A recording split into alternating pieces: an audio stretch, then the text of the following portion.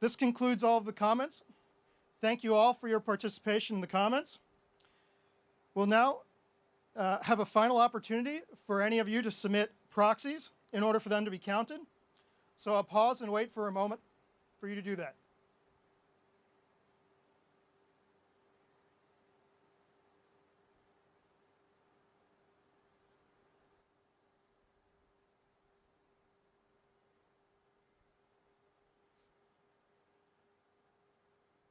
Okay, I declare that the polls are now closed. So based on the proxies that we have previously received, I'd like to announce on a preliminary basis that our stockholders have approved the recommendations of Tesla's board on all agenda items, other than the stockholder proposal for an advisory vote regarding simple majority voting in our governing documents. After the final tabulation is completed, we'll formally announce the results of the voting by filing a Form 8-K with the SEC within 4 business days of today. This now concludes the official business of Tesla's 2020 Annual Stockholders Meeting, which is now adjourned. Next, we will have a company update and a year in review presented by Elon, and then we will start our Battery Day event. During the course of those following sessions, we may discuss our business outlook and make forward-looking statements. Such statements are predictions based on our current expectations. Actual events or results could materially differ due to a number of risks and uncertainties, including those disclosed in our most recent 10-Q filed with the SEC. These forward-looking statements represent our views as of today. They shouldn't be relied on after today, and we disclaim any obligation to update them after today as well. We will now continue with the company update and year in review. And it's my pleasure to introduce Tesla co-founder and CEO, Mr. Elon Musk.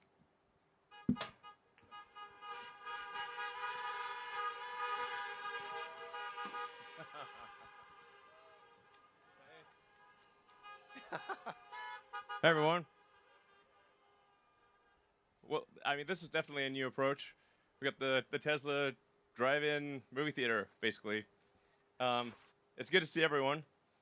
It's a little hard to read the room with everyone being in cars, but it's it's the only way we could do it. So hopefully it's cool, and hopefully you can hear me. Can you guys hear me? Okay. All right, great. All right, well, thanks for coming. I think it's been an incredible year, and I'd like to thank you for your support through tough times, good times. It's been great. Really appreciate everyone who's put their hard-earned money into Tesla, and I think it's worked out pretty well. This has been a good year, and I think there's many good years to come. So I'll go through the sort of the shareholder presentation, I think, fairly quickly, because the sort of real main event here is Battery Day. So, really, I'm just going through a recap of what's happened over the past year or so. I think starting from in terms of our ability to create a factory, huge kudos to the Tesla Shanghai team for being able to go from literally a dirt pile to volume production in 15 months. It's like, damn. Yeah. So, and I think something that's really quite noteworthy here is Tesla is the only foreign manufacturer to have a 100% owned factory in China.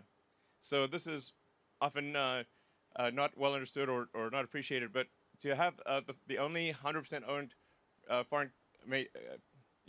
foreign factory in China is a really big deal, and it's paying huge dividends here. So we really wouldn't have the results that we have had this year without the great efforts of the Tesla China team. So I'm super appreciative of that. And we'll see the Shanghai factory continue to scale quite a bit from where it is right now. I think we really could expect that to be, over time, a factory that produces over 1 million vehicles a year. Yeah, it's cool. So let's see. So we also reached in the past year volume production of the Model Y, and this was the smoothest launch that we've ever had. So I think we're definitely getting better at new vehicle launches and building factories and scaling production.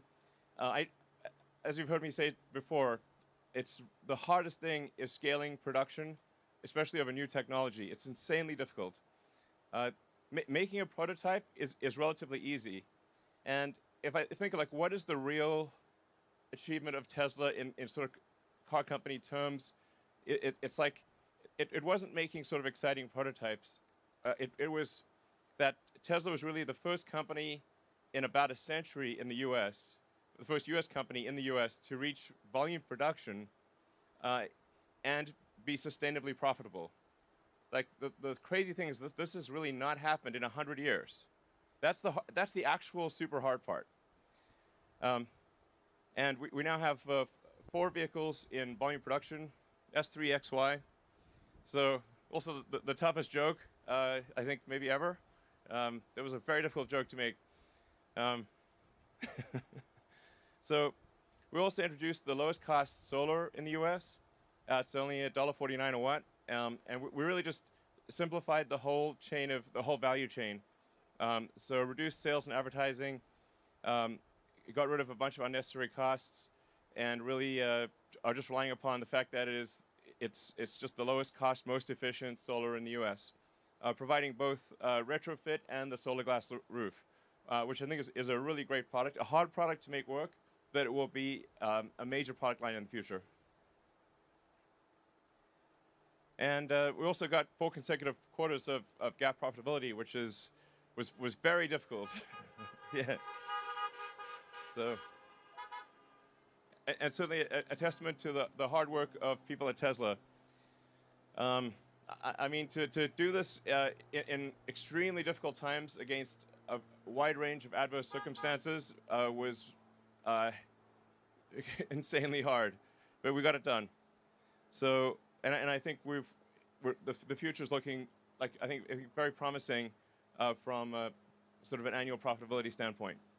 So, in order to achieve, in order to sort of do well financially, you really need economies of scale, and you need ideally the best technology. And I think we've had the best technology for a while, but now we are also achieving economies of scale. So, and we're also rapidly improving autonomy, which is a massive value add to each car. So, you know, I think the value of Tesla is going to be like total, just on the vehicle side, total vehicles produced times the value of autonomy. That's a way to think about the future value of Tesla. We also have consistent free cash flow generation. This is really important for growth. And a key element here is tightening up the time from when a car is ordered to when it is built and delivered. So for a company that's growing rapidly, it's extremely important to tighten the supply chain and to have, from when parts arrive, put it into a car very quickly and deliver the car very quickly to the customer. And if you can do that inside the sort of your kind of payables timeline, then the faster you grow, the more cash you have. Or conversely, if you're unable to do it within your payables timeline, the faster you grow, the less money you will have, which is obviously bad. It's for a capital-intensive situation. So just tightening up and having the parts move very quickly to the factory, put it in a car, get it to a customer, makes a massive difference to cash flow generation. And I mean, that's why it's extremely important to have a factory in each continent. Because if you don't at least have a factory in the continent, it is impossible to achieve this. So having a factory in China that's able to serve China, and then you know, soon many other countries in the region, will be key to us tightening that total sort of chain of cash flow and getting it, essentially the faster we grow, the more cash. This is really important. That's also why it's important to have Giga Berlin complete, because then we'll have a factory in China, a factory in the U.S., and soon a second factory in the U.S. in Austin, and a factory in Europe. And I mean, even if for Giga Texas in Austin, even if we had exactly the same costs as in California, it would still be advantageous to do it there because it's roughly 2/3 of the way across the U.S. So in terms of delivering cars to the central U.S. and to the East Coast, it's just faster, costs less, and it fundamentally improves our economics. So I think this is also maybe something that's not fully appreciated of just how important it is to have a factory at least on the continent or reasonably close to where the end customers is, so you can tighten that whole chain. Industry performance. While the rest of industry has gone down, Tesla has gone up. I think this speaks to. Thanks.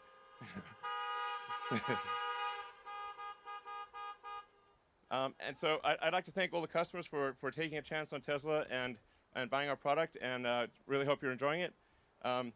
This is really, our sales, as Al was saying, really grow by word of mouth. So this is really, I think, a very pure, it's very pure in the sense that it's like, it's growing on the basis of existing owners recommending it to new customers. This is really, I think, a good way to grow. And then in 2019 we had 50% growth, and I think we'll do really pretty well in 2020. Probably somewhere between 30 to 40% growth, despite a lot of very difficult circumstances. I mean, there's so many, pandemic, wildfires. It's like a whole bunch of difficult production issues. But thanks to the hard work of the Tesla team and a lot of innovative approaches to overcoming issues, we're able to still see significant growth in one of the most difficult, in fact, I'd say probably the most difficult year of Tesla's existence. So, and we also published our extended impact report. At Tesla, we try very hard to do the right thing. If the right thing does not happen, it's just because we maybe made a mistake or weren't aware of it.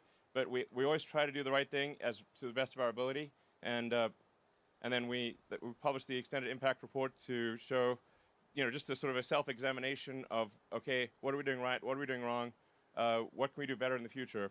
We're definitely trying to accomplish the most good, and so, if we occasionally make a mistake, we work quickly to fix it and do the right thing.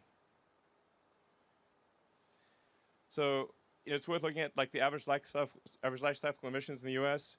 And just how much better a Tesla is or an electric car than any other than any kind of gasoline car. And what we'll talk about in the battery day is also just how much the grids around the world and actually especially in the U.S. are greening. It's actually much faster than I think people realize. The U.S. is moving towards sustainable energy. And so as we move more and more to sustainable energy, then effectively you end up building the solar factories and the car factories themselves with solar. Over time you do, or with sustainable energy. Over time you'll even mine with sustainable energy, and eventually it will get to an effective emissions of 0. So that's where things will end up. Yeah. So. We also have safety at the core of our design. The Tesla cars are the safest cars ever designed. We have the lowest probability of injury of any cars ever tested by the U.S. government, and that's just passive safety. When you add active safety into that, it's even better. So it's really, if safety is important to you, which obviously it is, the safest car you could drive is a Tesla. So. I think some people aren't aware of this, but it's really, safety is paramount. It is actually the #1 design objective when we build a Tesla is safety. Our factories are also becoming safer, and if you look at the sort of accidents per total vehicle made, it's dramatically better than in the past, and it's already better than industry average, and we're confident we can get it to the best in the auto industry. Autopilot functionality continues to improve, and you can see it in the safety report that we publish every quarter. It's just getting better and better. The U.S. average for collisions is at roughly 2.1 per million miles, and with Autopilot engaged, it's 0.3. I mean, this is a profound difference. It really massive, and this will get even better. So we're confident that over time we can get the probability of an accident, especially the probability of injury, to 10 times better than the industry average, like an order of magnitude better. So that's just a lot of lives saved and a lot of injuries avoided. So that's a huge priority for us.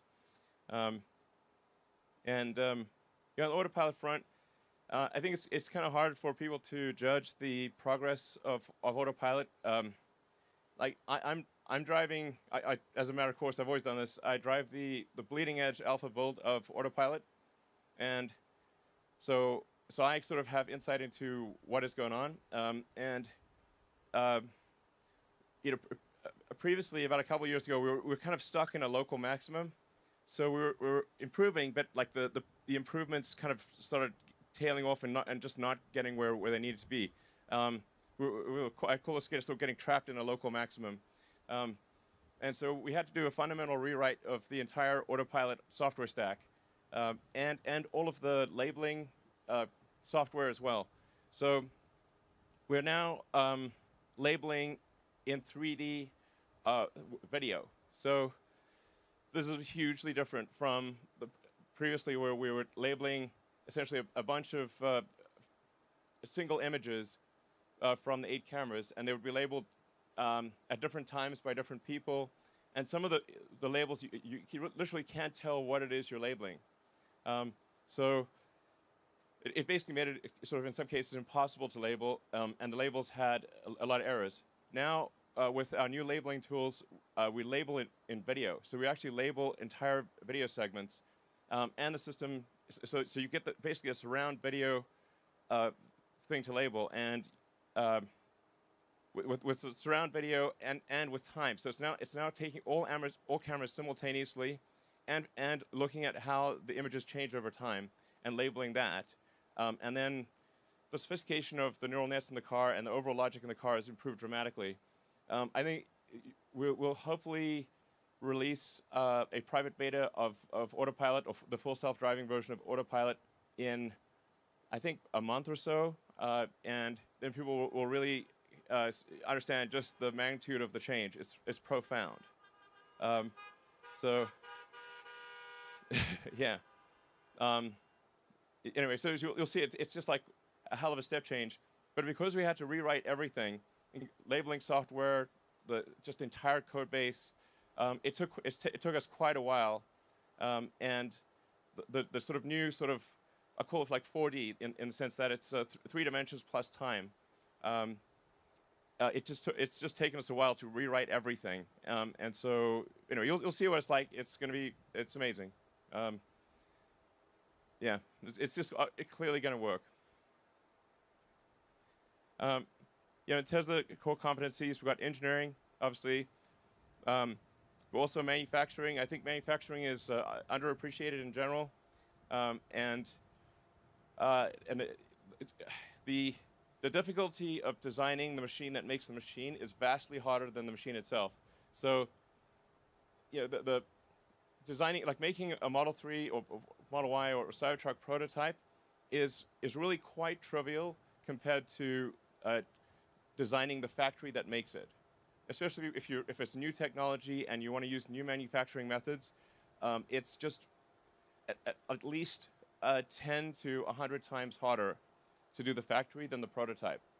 And that's why you see a lot of companies out there or startups, they'll bring out a prototype, but they just can't get it over the hump for manufacturing, because manufacturing of new technology especially is the hardest thing by far. Like basically the prototype is at best 10% of the difficulty and probably closer to 1%. And then software. Tesla is both a hardware and a software company. So a huge percentage of our engineers are actually software engineers. And you can think of our car as kind of like a laptop on wheels. And so software is incredibly important. And so not just in the car, but also in the factory. So the factory software is extremely important. just software in general. These are fundamental. These are the 3 critical areas that are needed to make for an awesome company. So, yeah. So we have now we'll soon have 3 new factories, incremental, on, well, we have one already, on 3 different continents. Shanghai, we're expanding to Shanghai with the 2nd phase. Berlin is making rapid progress, and Texas is making even faster progress. So, yeah. With each factory, what we're trying to do is also improve the manufacturing technology. So, it's in some cases, like the Model Y made in Berlin might look the same, but it actually is made in a much more efficient way. And yeah, we'll talk about that later in the battery presentation. Yeah, launched Megapack. It's a 3 megawatt-hours all-in-one energy storage solution. So it's been great overall. Yeah. All right, and I think that's basically it. Right? All right, thank you. All right. Well, thanks everyone for coming, and we'll be back in a little bit to go through the battery stuff. And there's a little bit more, in addition to the battery stuff, we got a few extras as well. So I think you'll really like what we have to say on batteries. The battery stuff we're going to talk about is truly revolutionary and essential to Tesla's goal. The fundamental good of Tesla. It's like if you look back in history and say what good did Tesla do? The good will be to by how many years did we accelerate sustainable energy? That's like the true metric of success. It matters if sustainable energy happens faster or slower, and so that's really like how I think about Tesla and how we should sort of assess our progress. By how many years did we accelerate sustainable energy? And what we're going to talk about with batteries and a few other things will really explain how we're going to make a step change improvement in the acceleration of sustainable energy. Thank you.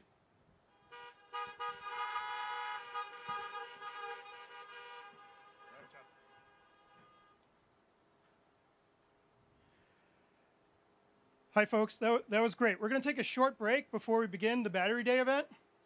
So stay tuned. If you're local and here in the audience today, you can feel free to get out of the cars and stretch your legs, but try to stay near the cars because we're going to begin promptly in a little bit. See you soon.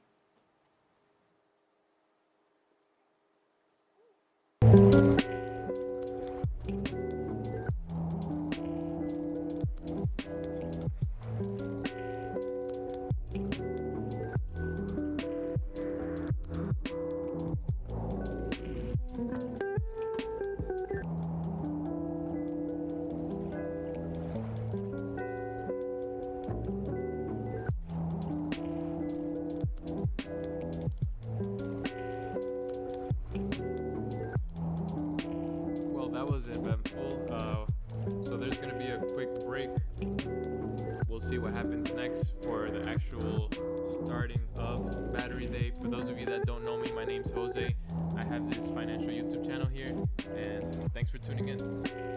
I'll make sure I'll pause the music once they all come back and I hear something from them.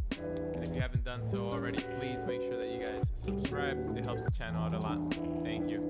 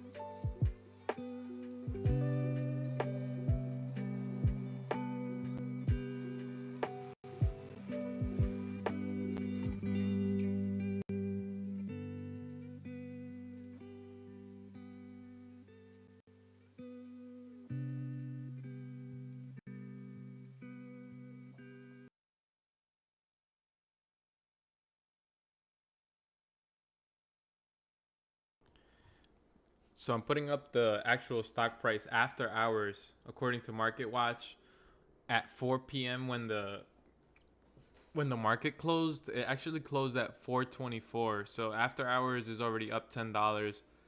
So that's actually making pretty good sense. I mean, we'll just have to see after he comes up with Battery Day what he's coming up with. Hopefully it shoots up. There's some people that I know locked in their profits already.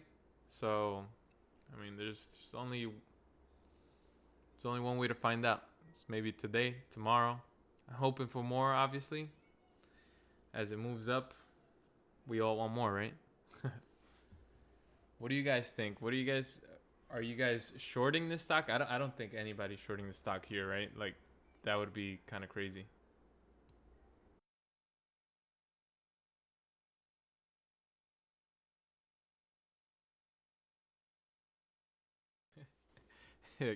Kenneth Gray, yo, you bring up a great point. Why are there oil spots on a Tesla parking lot? Well, I'm assuming that's the parking lot for all employees. That I'm sure they don't have all Teslas, but that's funny as hell.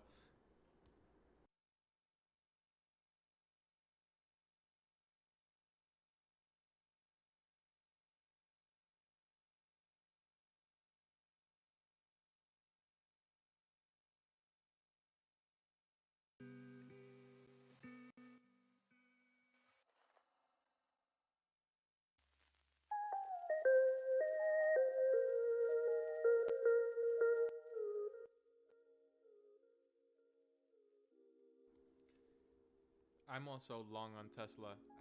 I think Tesla will definitely do something great, like later on in the future. I'm talking like 2025 type of future, you know?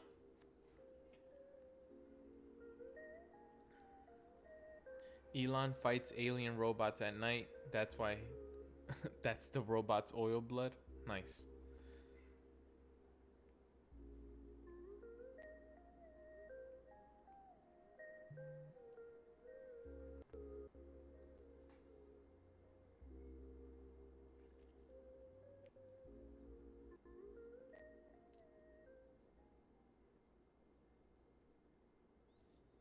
CS, I think Elon is trying to go into that whole like European market, but just much stronger just by putting that Berlin gigafactory. So let's see what happens with that.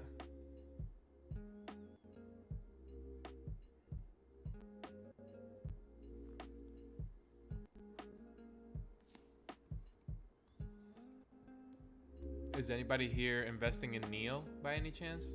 NIO is the other the EV company from China. I don't know if any of you guys are actually big into that.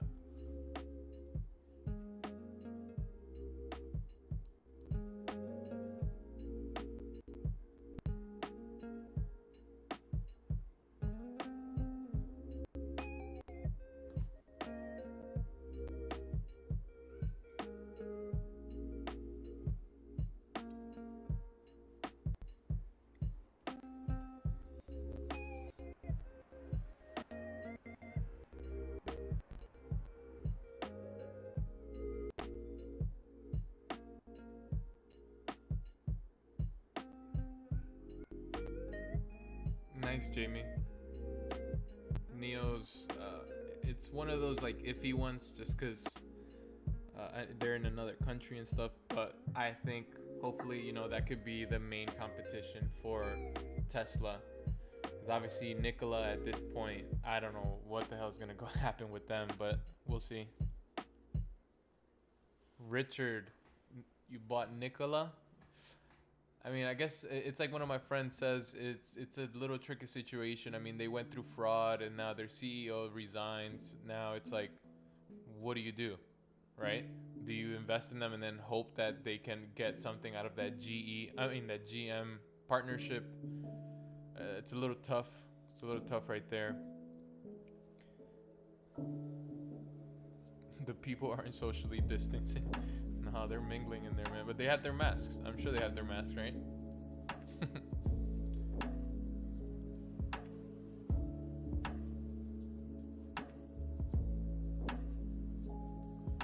says a cheaper than now Model Y for Europe because of the Berlin plant will generate insane profits. EU is a great market for the Y. Yeah, I definitely agree. Hopefully that just, you know, that gigafactory, once it's built and up and running, obviously that's in the future, that will definitely bring a lot more revenue and cheaper cars for the EU to actually buy. Pull is forever. Where's Elon? He's out there, you know, doing his thing. But he'll be back for battery day in a little bit.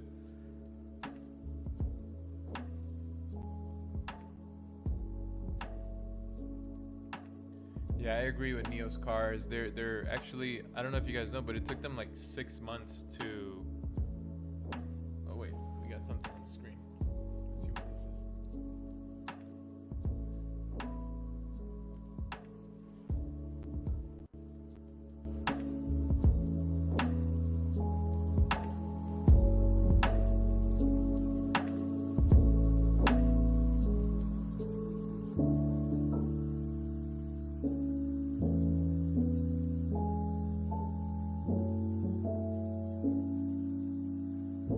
Never mind. There's no sound on that, so we could keep this conversation up, but I'll leave that up there just so that you guys can see what they're playing.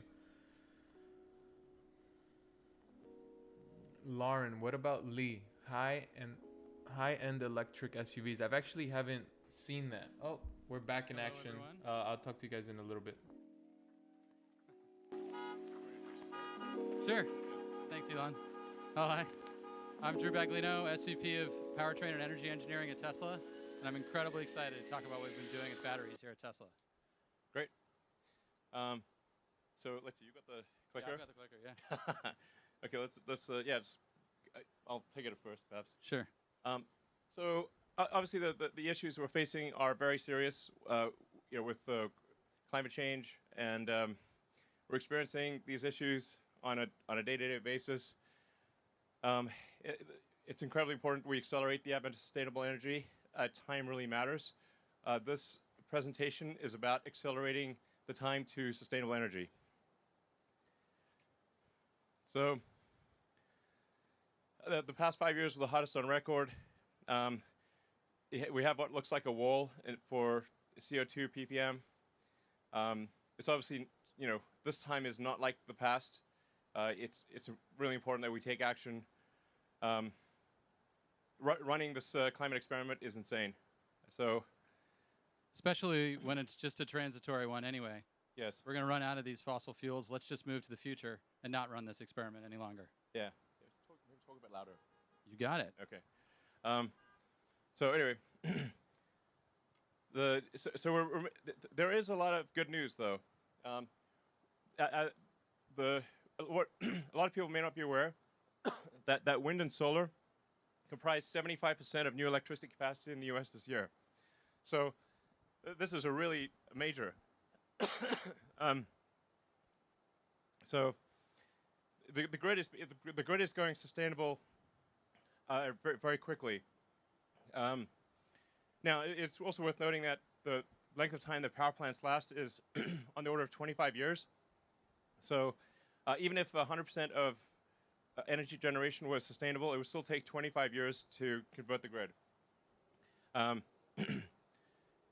it's also worth noting that in the past 10 years, power production from coal has dropped in half. So it went from 46% of electricity in 2010 to 23% in 2020. So this is a massive improvement. So good things are happening on a lot of levels. We just need to go faster. So in terms of Tesla's contribution, we've delivered over 1 million electric vehicles, 26 billion electric miles driven, and many gigawatt hours of stationary batteries, 17 terawatt hours of solar generated. So I think solar is sometimes underweighted at Tesla, but it is a massive part of our future. The three parts of a sustainable energy future are sustainable energy generation, storage, and electric vehicles. So we intend to play a significant role in all three. So to accelerate the transition to sustainable energy, we must produce more EVs that need to be affordable, and a lot more energy storage, while building factories faster and with far less investment. So goal number 1 is a terawatt-hour scale battery production. So tera is the new giga, and a terawatt is 1,000 times more than a gigawatt. So we used to talk in terms of gigawatts. In the future, we'll be talking in terms of terawatt hours. So this is what's needed in order to transition the world to sustainability. Yeah, and you can see we're talking about 100x growth in batteries for electric vehicles to achieve this mission. And we are going to get there. It's just a matter of how fast, and our intention is to accelerate it. Yeah. You basically need on the order of roughly 10 terawatt hours a year of battery production to transition the global fleet of vehicles to electric. And the average vehicle lasts 15 years, so we're talking about 150 terawatt hours, give or take, to transition the whole all vehicles of all types to electric. Yeah, so it's a lot of batteries, basically. Yeah, so. And then on the grid side, we have a similar mountain to climb, 1,600 times growth from today's grid batteries to go 100% renewable on the grid and to take all of the existing heating fossil fuel uses in homes and businesses 100% electric. Yeah, and this number, I think, might grow even more, as the world economy matures and as countries with high populations industrialize, we could see this number be even more. But let's say it's like roughly 20 to 25 terawatt hours per year, sustained for 15 to 25 years to transition the world to renewable. This is a lot. Yeah. So today's batteries cannot scale fast enough. They're just too small.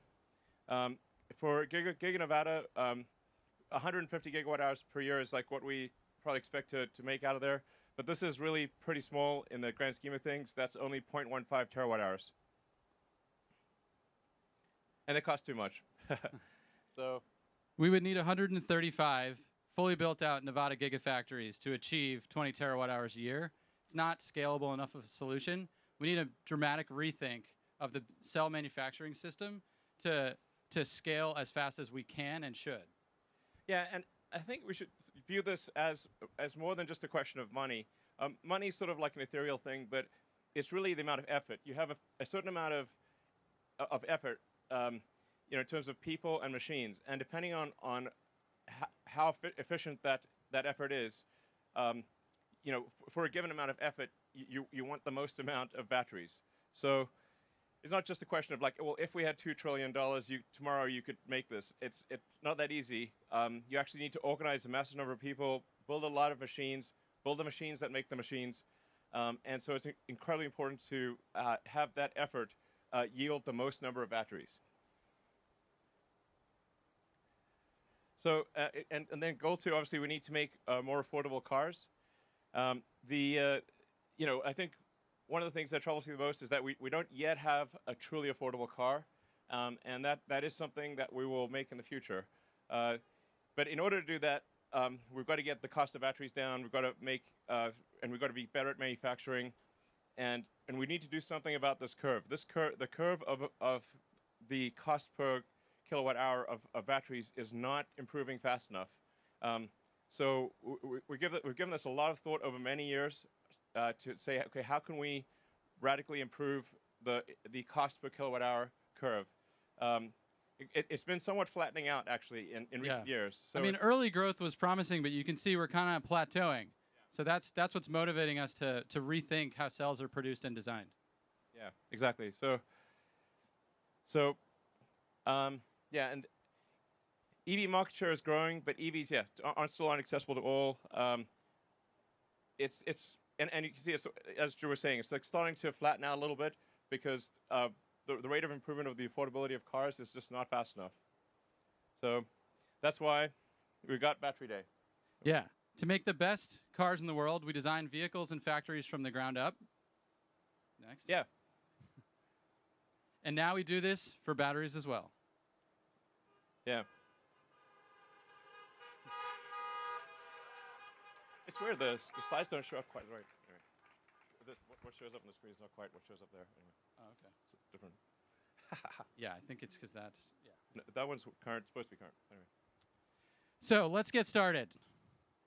We have a plan to halve the cost per kilowatt hour. Yeah. And it's not a plan that rests on a single innovation, some research project that'll never see the light of day. It's a plan that has taken creative engineering and industrialization across every facet of what makes a cell into a battery pack, from raw material to the finished thing. And we're going to go through that plan with you today, step by step, and build up how we get to these goals and how we accelerate this transition and make our vehicles and our grid batteries more affordable. Yeah, I mean, we basically thought through every element of the battery, well, almost every element. There are a few more elements that we won't get to today, but we will get to in the future. Yes. So first, before we get too far into it, let's talk about what is in a battery cell. We've got the cap and the can, negative and positive terminals of the cell. When you open that cell, you've got a tab connected to those terminals, what we call the jelly roll, which is the wound electrodes on the inside. You can actually see what this looks like as you unwind it. This is over 1 meter long in a typical 2170 cell. So it's quite a long winding process. And you can see the tab still there. And then to explain what's actually going on here, we've identified we've got anode, cathode, separator, positive and negative terminal. Watch what happens as we, there we go, discharge the cell. Got lithium moving from anode to cathode, and then the reverse. When we charge the cell, anode moving from lithium moving from cathode to anode across the separator. This is the basic of what makes all lithium-ion batteries, whether they're no matter what the form factor is.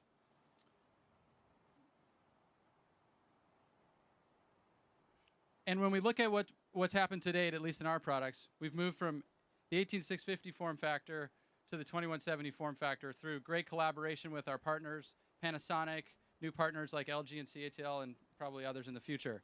Yeah. Actually, so a slight note on why is the one called the 18650, although not on the slide, versus the 2170, is that the first two digits refer to the diameter, and the second two digits refer to the length. So that helps explain why are these weird. What's up with these weird numbers? But like nobody could explain to me why there was an extra zero. So I said, like, okay, well, we're deleting the zero that nobody can explain in future form factors. So that's why it's technically it's like the 18650 bizarrely, but going forward it's the 2170 because we just got rid of the extra zero because it's pointless. And this was a evolutionary step, going from 1865 to 2170, bringing 50% more energy into the cell.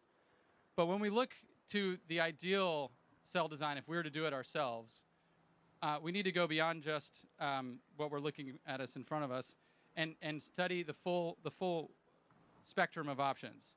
So as you can see, we kind of swept the key figures of merit, how much we can reduce the cost and how much vehicle range increases as we change the outer diameter of the cell. We found a sweet spot somewhere around 46 millimeters. But it's not just about a bigger form factor. Like anybody could make a bigger form factor. Any fool could make a bigger form factor. We not any fool. Yeah, exactly. There are problems as you make cells larger. In fact, supercharging and thermals in general become really challenging as you make bigger cells. And this was the challenge that our team set our sights on to overcome. And we did. We came up with this tabless architecture that maybe you've heard about that basically removes the thermal problem from the equation and allows us to go to the absolute lowest cost form factor and the simplest manufacturing process. And this is what we mean when we talk about tabless. It's kind of a beautiful thing. Yeah, that's what these T-shirts mean, but it's very esoteric. It's like nobody could figure it out. But yeah, we basically took the existing foils, laser patterned them, and enabled dozens of connections into the active material through this shingled spiral you can see, with simpler manufacturing, fewer parts, 50 millimeter versus 250 millimeter electrical path length, which is how we get all the thermal benefits. Yeah, this is important to appreciate. Like basically the the distance that electron has to travel, you know, is just much less. So you actually have a shorter path length in a large tabless cell than you have in the smaller cell with tabs. This is a big deal. So even though the cell is bigger, it actually has more power. The power to weight ratio is actually better than the smaller cell with tabs. This is, you know, again, like, this is quite hard to do.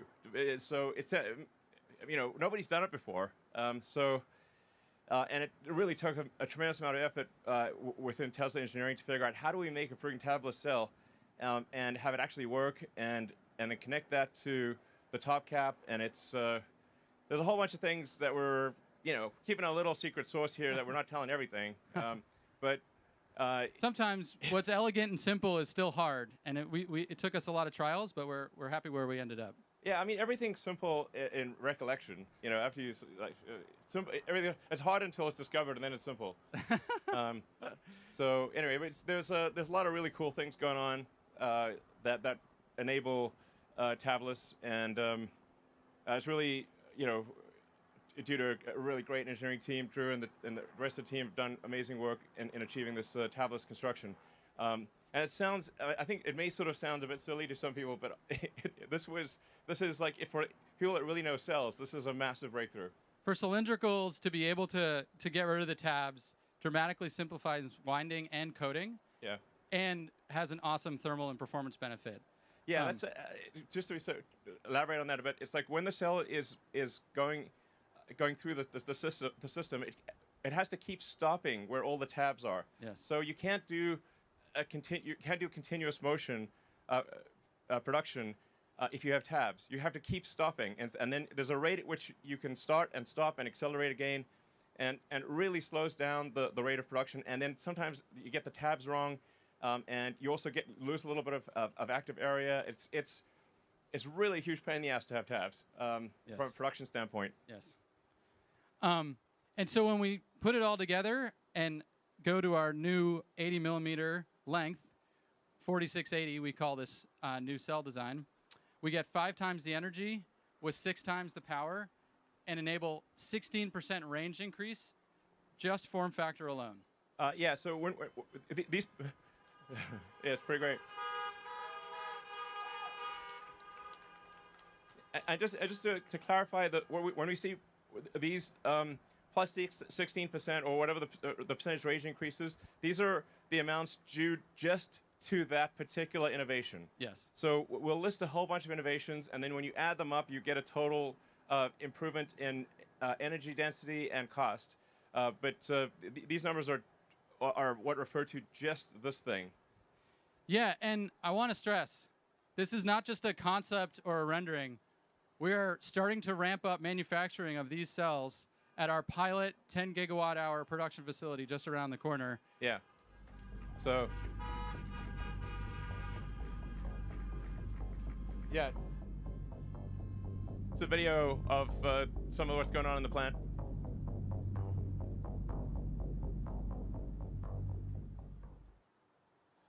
Now, I mean, to be clear, it will take about a year to reach the 10 gigawatt hour capacity. So this is important to appreciate. Like, when you build a factory, there's a certain capacity that you design to, and then it takes some period of time to actually achieve that capacity. So I would say it's probably about a year before we get to the 10 gigawatt hour annualized rate with the pilot plant. And this is just a pilot plant. The actual production plants will be more on the order of maybe 200 gigawatt hours, maybe more over time. And thank you. But let's stack up everything we just saw at the cell level. So just the cell form factor change enables a 14% dollar per kilowatt hour reduction, just that cell form factor change.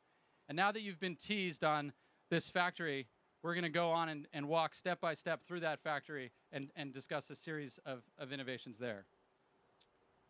When thinking about the ideal cell factory, we have inspirations behind us in the paper and bottling industry, where from humble beginnings, over a century of innovation has enabled mass scale, continuous motion, unbelievably low manufacturing cost. And when we think about the lithium-ion industry, which is really only in its third decade of high-volume production, it has so far to go to achieve similar scale and simplicity. And that was the inspiration that we set out to the team as we thought about how to marry cell design and manufacturing in the best possible factory. And let's talk a little bit about what's in a cell factory. First, there's an electrode process where the active materials are coated into films onto foils. Then those coated foils are wound in the winding process we just talked about, where if you do have tabs, you have to start and stop a lot. Then the jelly roll is assembled into the can, sealed, filled with electrolyte, and then sent to formation, where the cell is charged for the first time, and where the sort of the electrochemistry is set and the quality of the cell is verified. And we set out at every step of this process to try to take that inspiration we just showed and think about how we make those processes fundamentally better and more scalable. And one of the most important processes is where it all begins, the wet process of the electrode coating. And just to give you all a sense of scale, I'm going to walk through what's in that wet process. You've got mixing, where the powders are mixed with either a water or a solvents for the cathode. That mix then goes into a large coat and dry oven, where the slurry is coated onto the foil, huge ovens, tens of meters long, dried, and that solvent then has to be recovered. You can see the solvent recovery system. And then finally, the coated foil is compressed to the final density. And when you're looking at this, you're like, wow, that's a lot of equipment for one step, especially when you consider that little speck next to the coating oven is a person. This is serious iron involved in making batteries. Wouldn't it be great if we could skip that solvent step, which is one of those dig a ditch and then fill it kind of things, where you put the solvent in and then take it out and recycle it, and just go straight to dry mix to coat? And that's what the dry process really is about. And in the most basic form, you can see it here on a bench top. Literally, powder into film. As simple as that. I mean, it's hard, actually, just to be clear. So, if this was easy, everyone would do it. So it's not like dry coating electrode is actually easy. It's a very hard to do thing.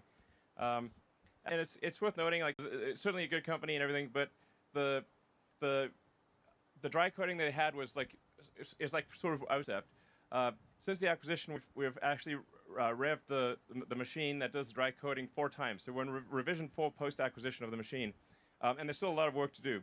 So I would not say this is like completely in the bag. It's still a lot of work to do, and as you go from like benchtop to lab to pilot to volume production, there are actually major issues that you encounter at every level. It's not like you make something work on your bench and bingo, now you can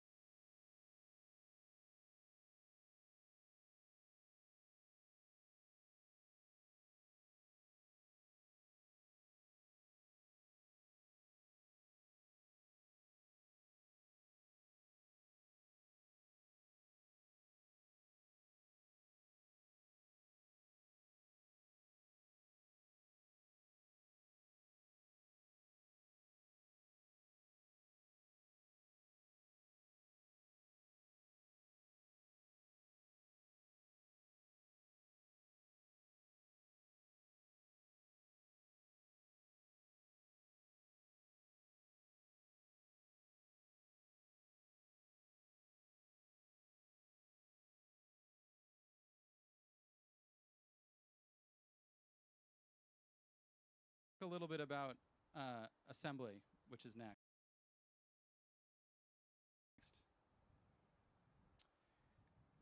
The key to a high-performing assembly line is accomplishing processes while in motion, continuous motion, and thinking of the line as a highway, max velocity down the highway, no start and stop, no city driving. Exactly, no stoplights and traffic lights or anything. You want the highway.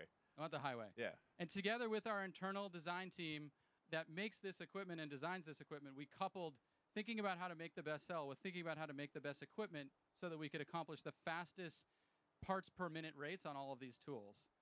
And through all of that development, we were able to get to the point where we can implement assembly lines, one line, 20 gigawatt hours, 7 times increase in output per line.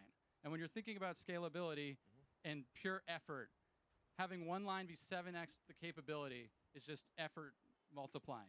Yeah. So.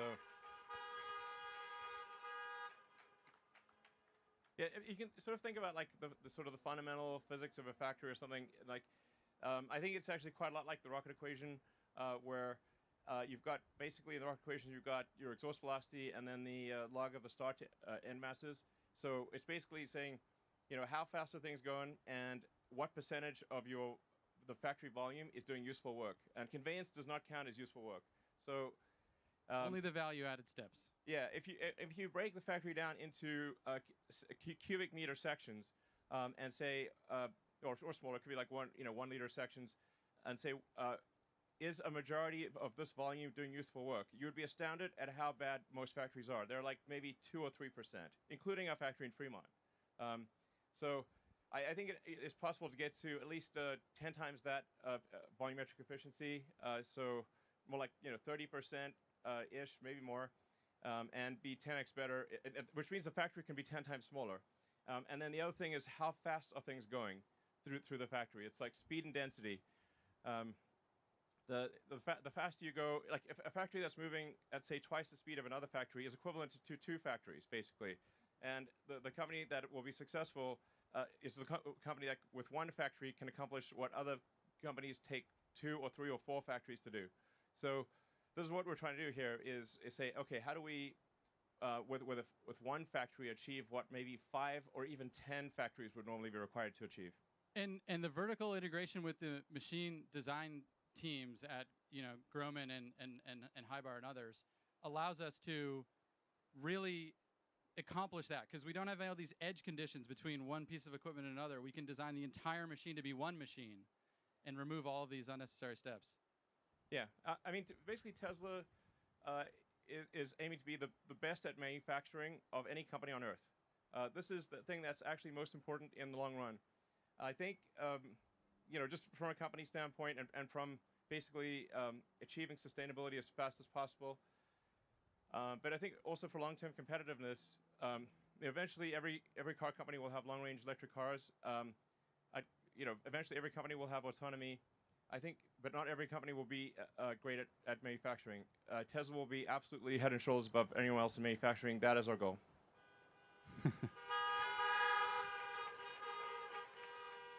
Manufacturing is hard, and hard problems are fun to solve.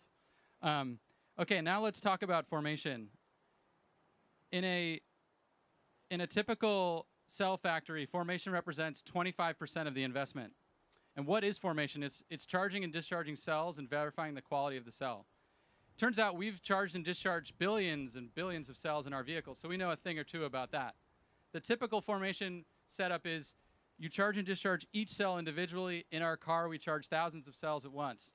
And we took our principle and our power electronics, leveraging Powerwall, vehicle battery management systems, and others, to dramatically improve the formation equipment cost effectiveness and density. 86% reduction in formation investment, 75% reduction in footprint. So.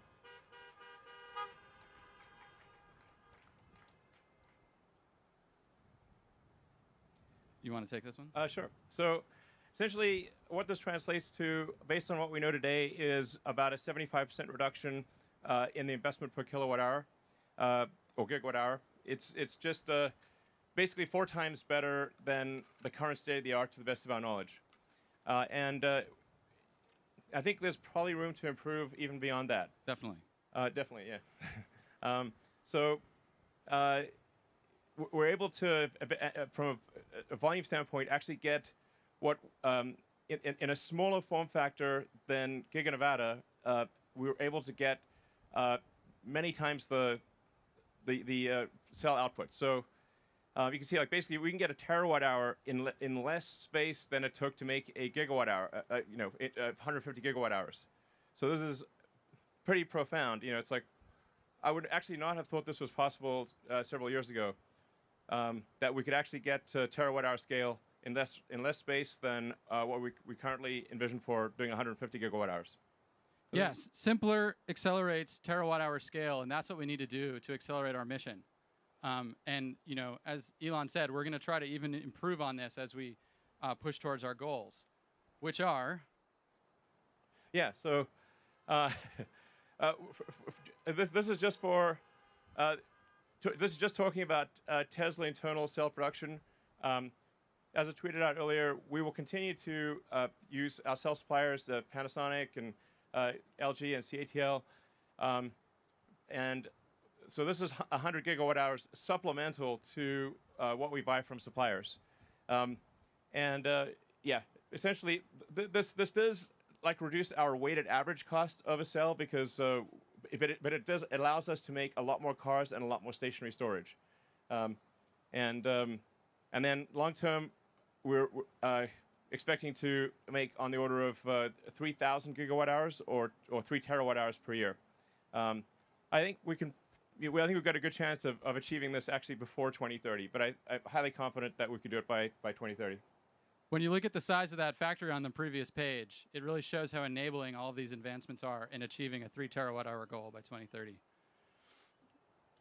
And not only is all of that manufacturing innovation fantastic for enabling scale, it's also an additional 18% reduction in dollar per kilowatt hour at the battery pack level.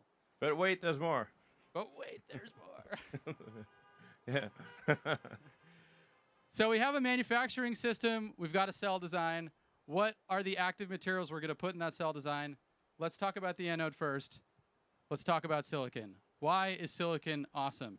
It's awesome because it's the most abundant element in the Earth's crust after oxygen, which means it's everywhere. It's sand. Yeah. Sand is silicon dioxide. Yeah. And it happens to store 9 times more lithium than graphite, which is the typical anode material in lithium-ion batteries today. So why isn't everybody using it? The main reason is because the challenge with silicon is that it expands 4x when fully charged with lithium. And basically, all of that expansion stress on the particles start cracking, they start electrically isolating, you lose capacity, the energy retention of the battery starts to fade, and it also gums up with a passivation layer that has to keep reforming as the particles expand. Yeah, basically, with silicon, the cookie crumbles and gets gooey. That's basically what happens. Good analogy. Yeah.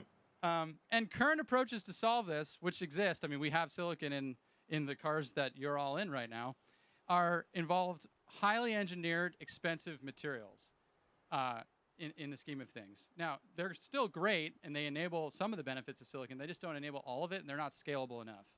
And you can see some of the things that maybe you've heard of, SiO, silicon with carbon, or silicon nanowires.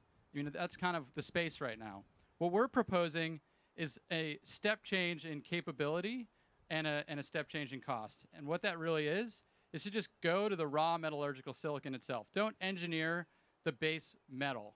Just start with that and design for it to expand in how you think of the particle in the electrode design and how you code it. Yeah, I'm not sure if you saw this. Basically, $1 per kilowatt hours. Yeah. Basically, if you use simple silicon, it's dramatically less than even the silicon that is currently used in the batteries that are made today. And you can use a lot more of it. The anode would cost, with this silicon, and the anode costs $1.20 a kilowatt hour. Yeah. And how does it work? Start with raw metallurgical silicon, stabilize the surface with an elastic ion conducting polymer coating that is applied through a very scalable approach. No like chemical vapor deposition, no highly engineered, high capex solutions, and then integrated into the electrode through a robust network formed out of a highly elastic binder. And in the end, by leveraging this silicon to its potential, we can increase the range of our vehicles by an additional 20%, just this improvement. Yeah, it gets cheaper and longer range.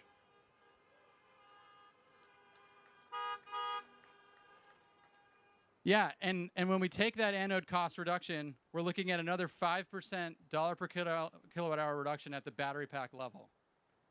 And there's more. Let's talk about cathodes. What is a battery cathode?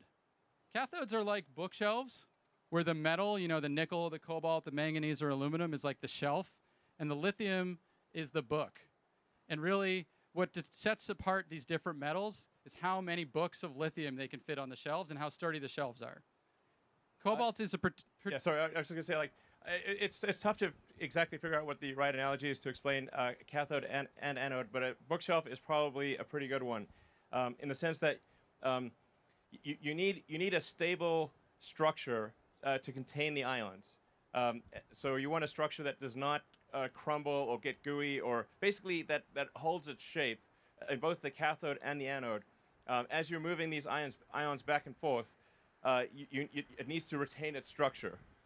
So if it doesn't retain its structure, then you lose cycle life and your battery capacity drops very quickly. Absolutely.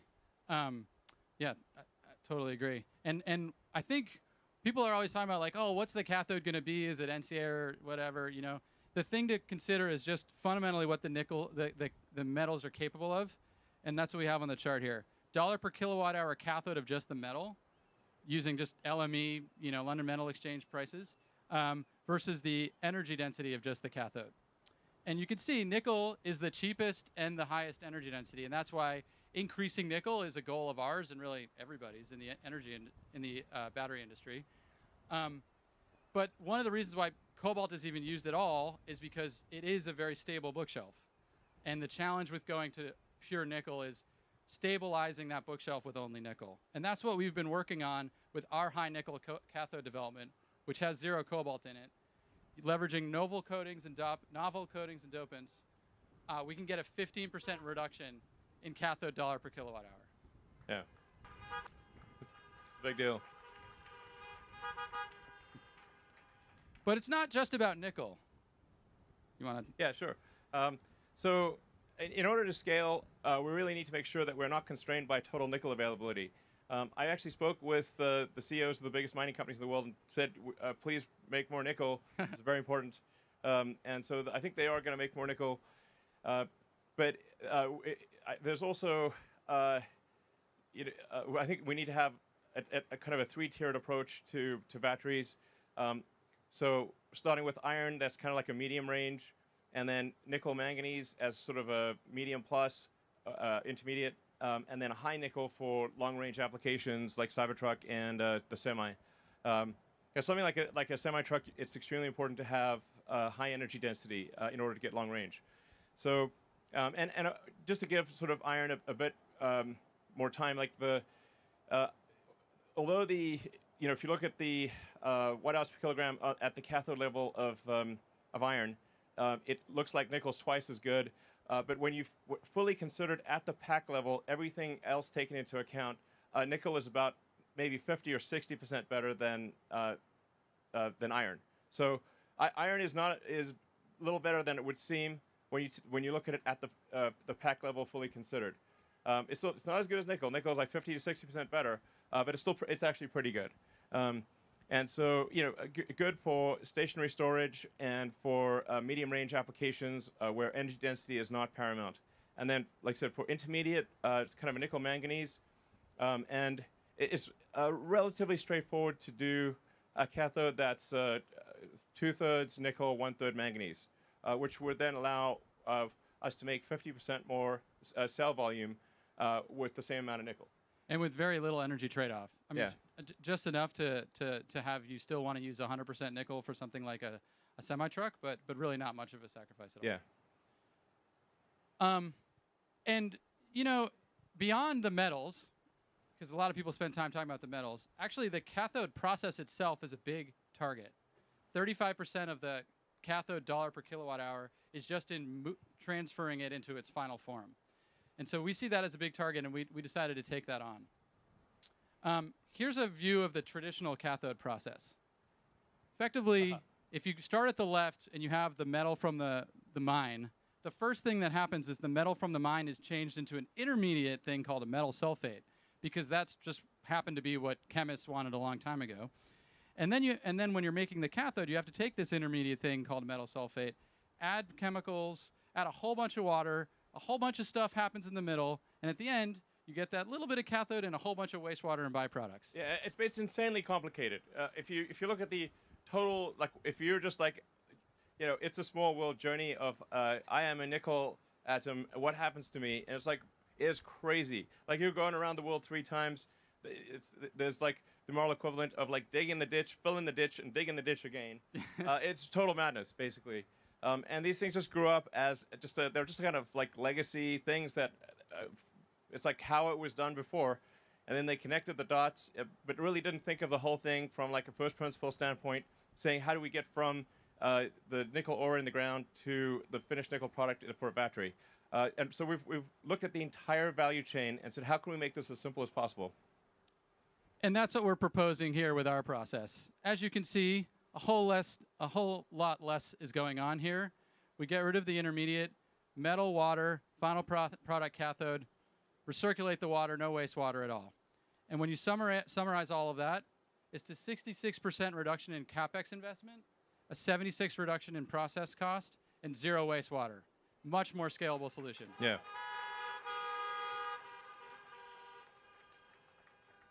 And then when you think about the fact that now we're actually just directly consuming the raw metal nickel powder, it dramatically simplifies the metal refining part of the whole process. So we can eliminate billions in battery-grade nickel intermediate production. It's not needed at all. Yeah. And we can also use that same process we showed on the previous page to directly consume the metal powder coming out of recycled electric vehicle and grid storage batteries. So this process enables both simpler mining and simpler recycling. And now that we have this process, obviously we're going to go and start building our own cathode facility in North America and leveraging all of the North American resources that exist for nickel and lithium. And just doing that, just localizing our cathode supply chain and production, we can reduce miles traveled by all the materials that end up in the cathode by 80%, which is huge for cost. Yeah, I mean, to be clear, cathode production would be part of the Tesla cell production plant. So it would just be, you know, basically, you know, raw materials coming from the mine, and from raw materials in the mine, out comes a battery.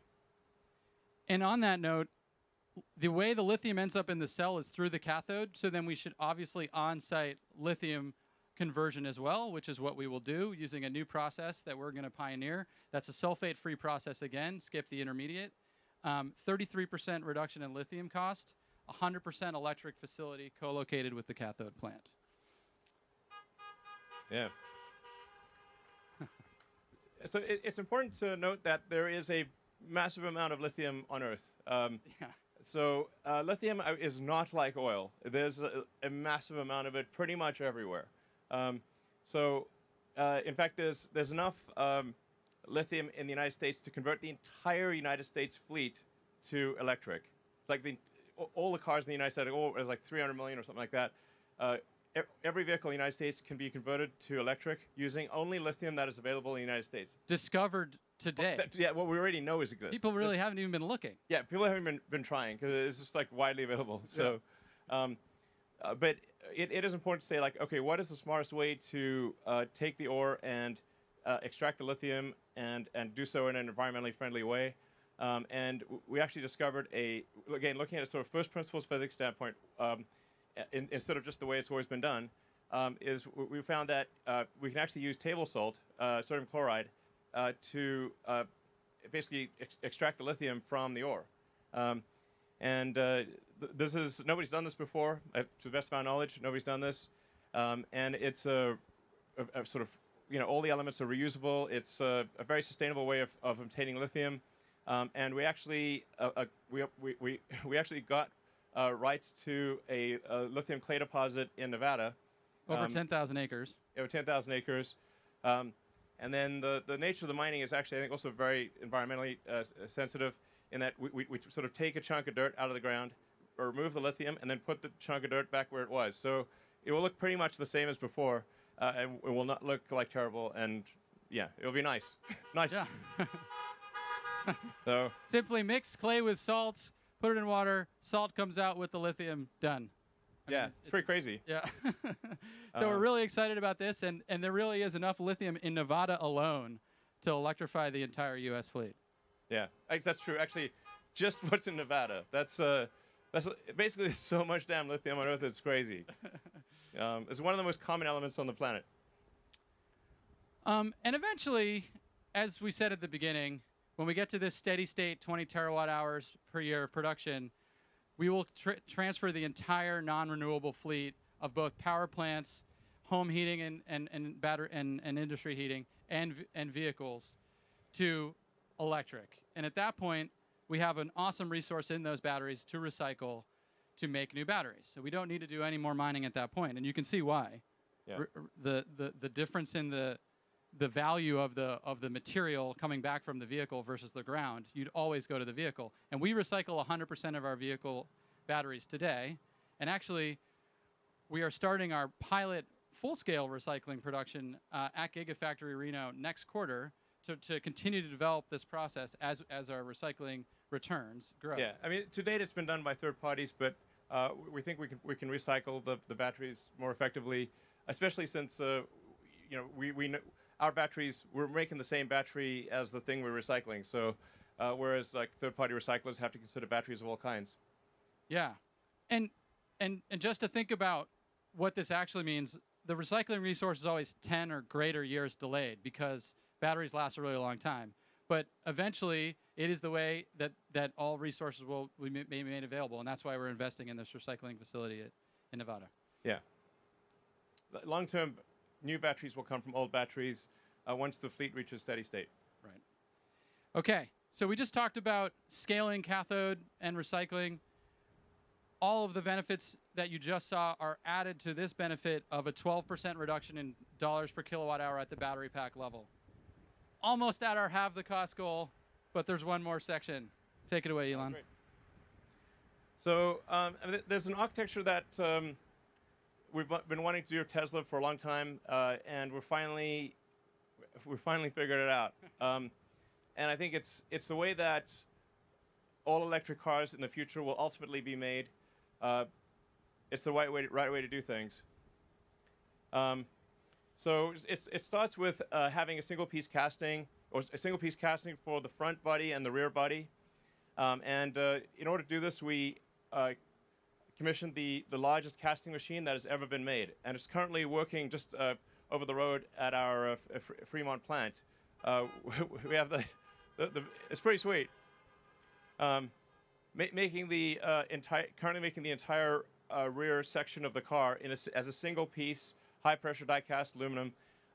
And in order to do this, we actually had to develop our own alloy because we wanted a high strength casting alloy that did not require coatings or heat treatment. This is a big deal for castings, especially with a large casting.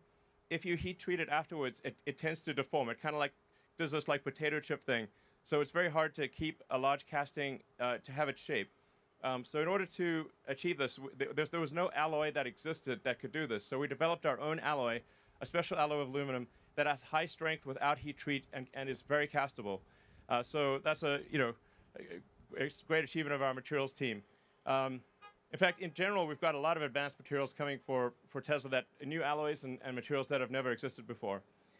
So you're basically making the front and rear of the car as a single piece, and then that interfaces to what we call the structural battery, where the battery for the first time will have dual use. The battery will both have the use as an energy device and as structure. This is absolutely the way things are done.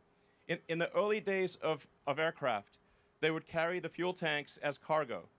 So the fuel tanks actually were quite difficult to carry. They were like basically worse than cargo. You had to kind of bolt them down. It was very difficult, and then somebody said, hey, what if we just make the wing tanks, what if we just make the fuel tank in wing shape?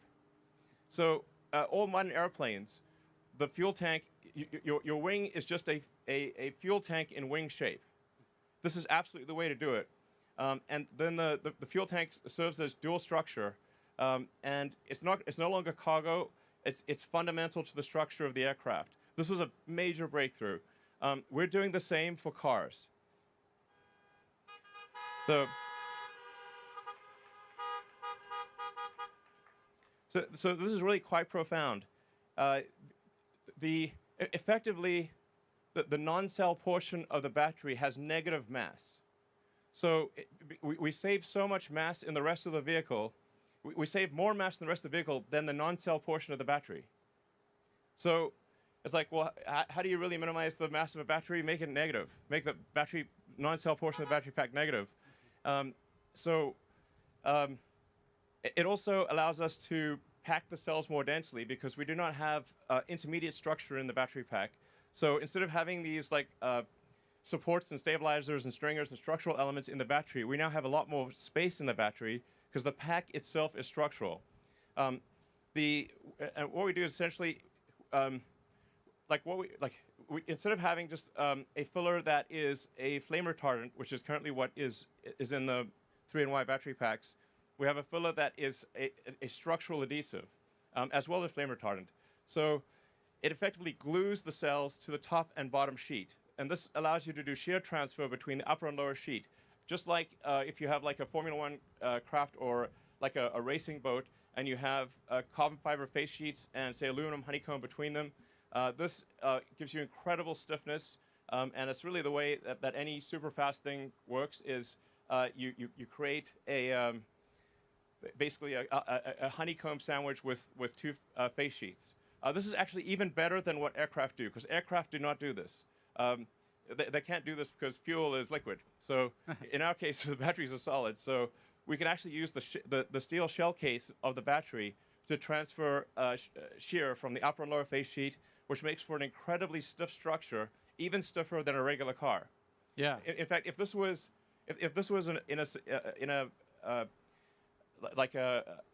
a convertible that had no upper structure, it would be stiffer than that convertible would be stiffer than a regular car.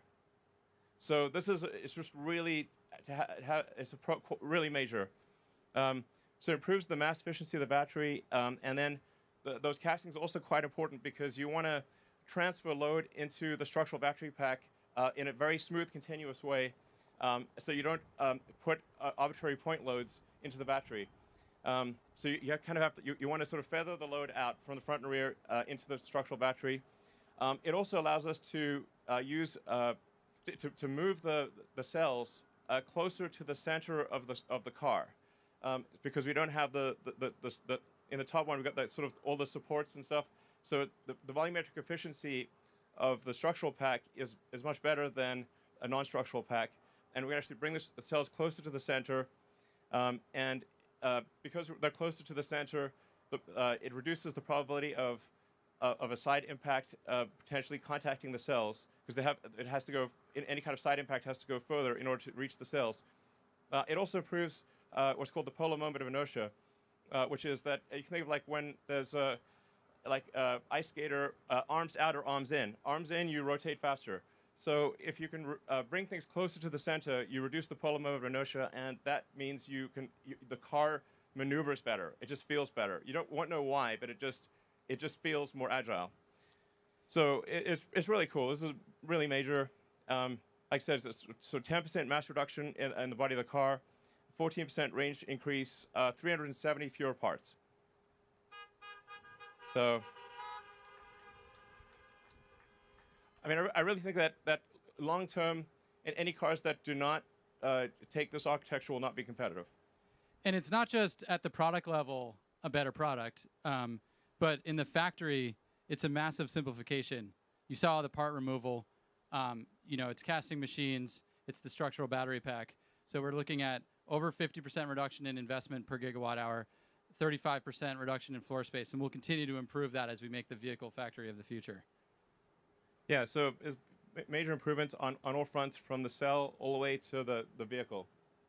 And in addition to the improvements we just said on enabling additional range and improving the structural performance of the vehicle, it is worth another 7% dollar per kilowatt hour reduction at the battery pack level, bringing our total reductions now to 56% dollars per kilowatt hour. Yeah.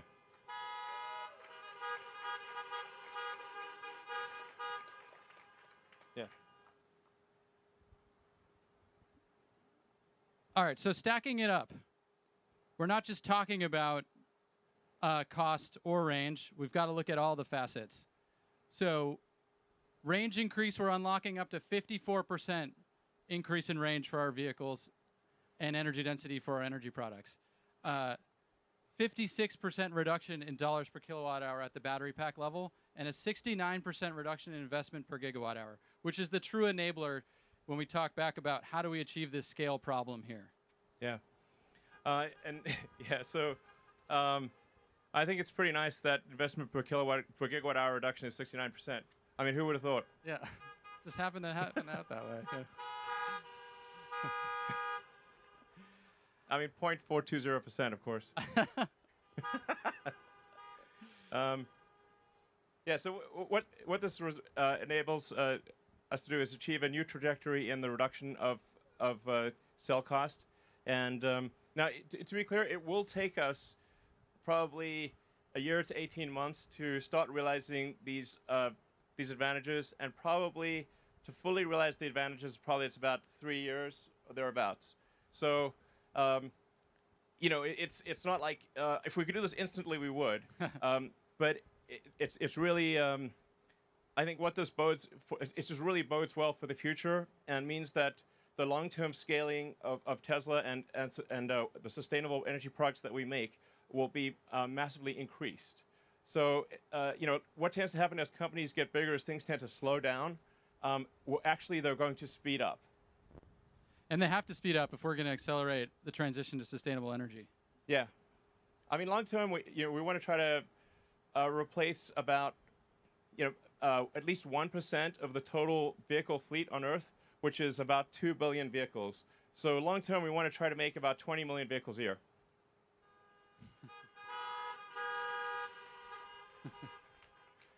But I think it's important to point out that when we talked about 3 terawatt hours by 2030, the problem is a 20 terawatt hour problem. So everybody needs to be accelerating their efforts to accomplish these objectives.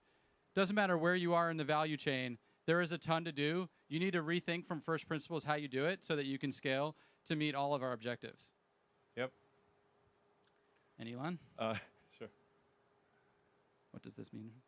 What does it mean for what does this mean for our future products? We're confident that long term we can design and manufacture a compelling $25,000 electric vehicle.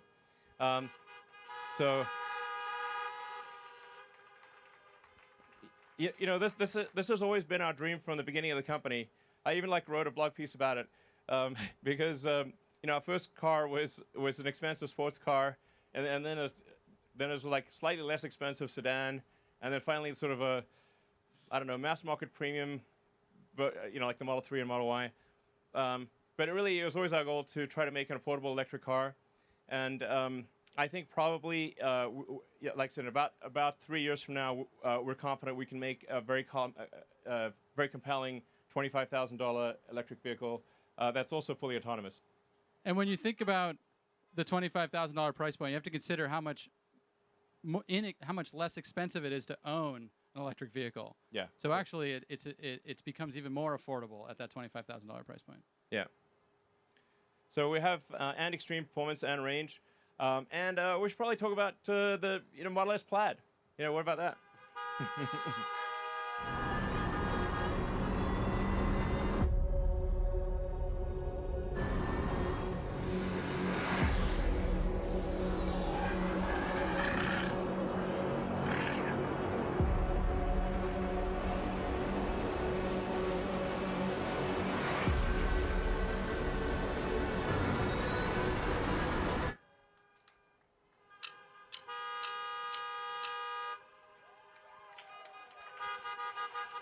Yeah. Woo. So, Yeah. Anyway, we took the latest Plaid out to Laguna Seca on Sunday. It got a minute 30, and we think probably there's another 3 seconds or more to take off that time. So we're confident the Model S Plaid will achieve the best track time of any production vehicle ever, of any kind, two-door or otherwise.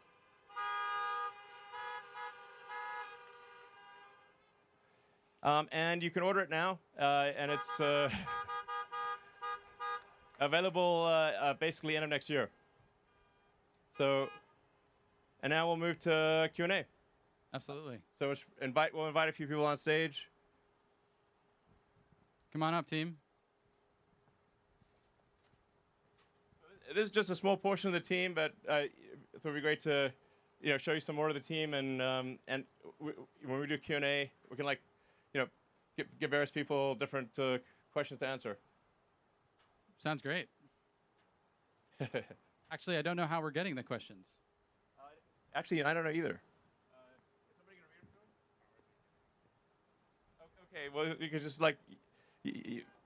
you can maybe get out of the car for 2 seconds and yell it at us. I don't know. Hey, how do we get the questions? Oh, they're mics. Okay, wait for the mic. Oh, there are mics. Okay, great. All right. Okay, we'll definitely need to give people mics because otherwise there's no way. Sorry? Okay. All right, we're going to pass some mics out.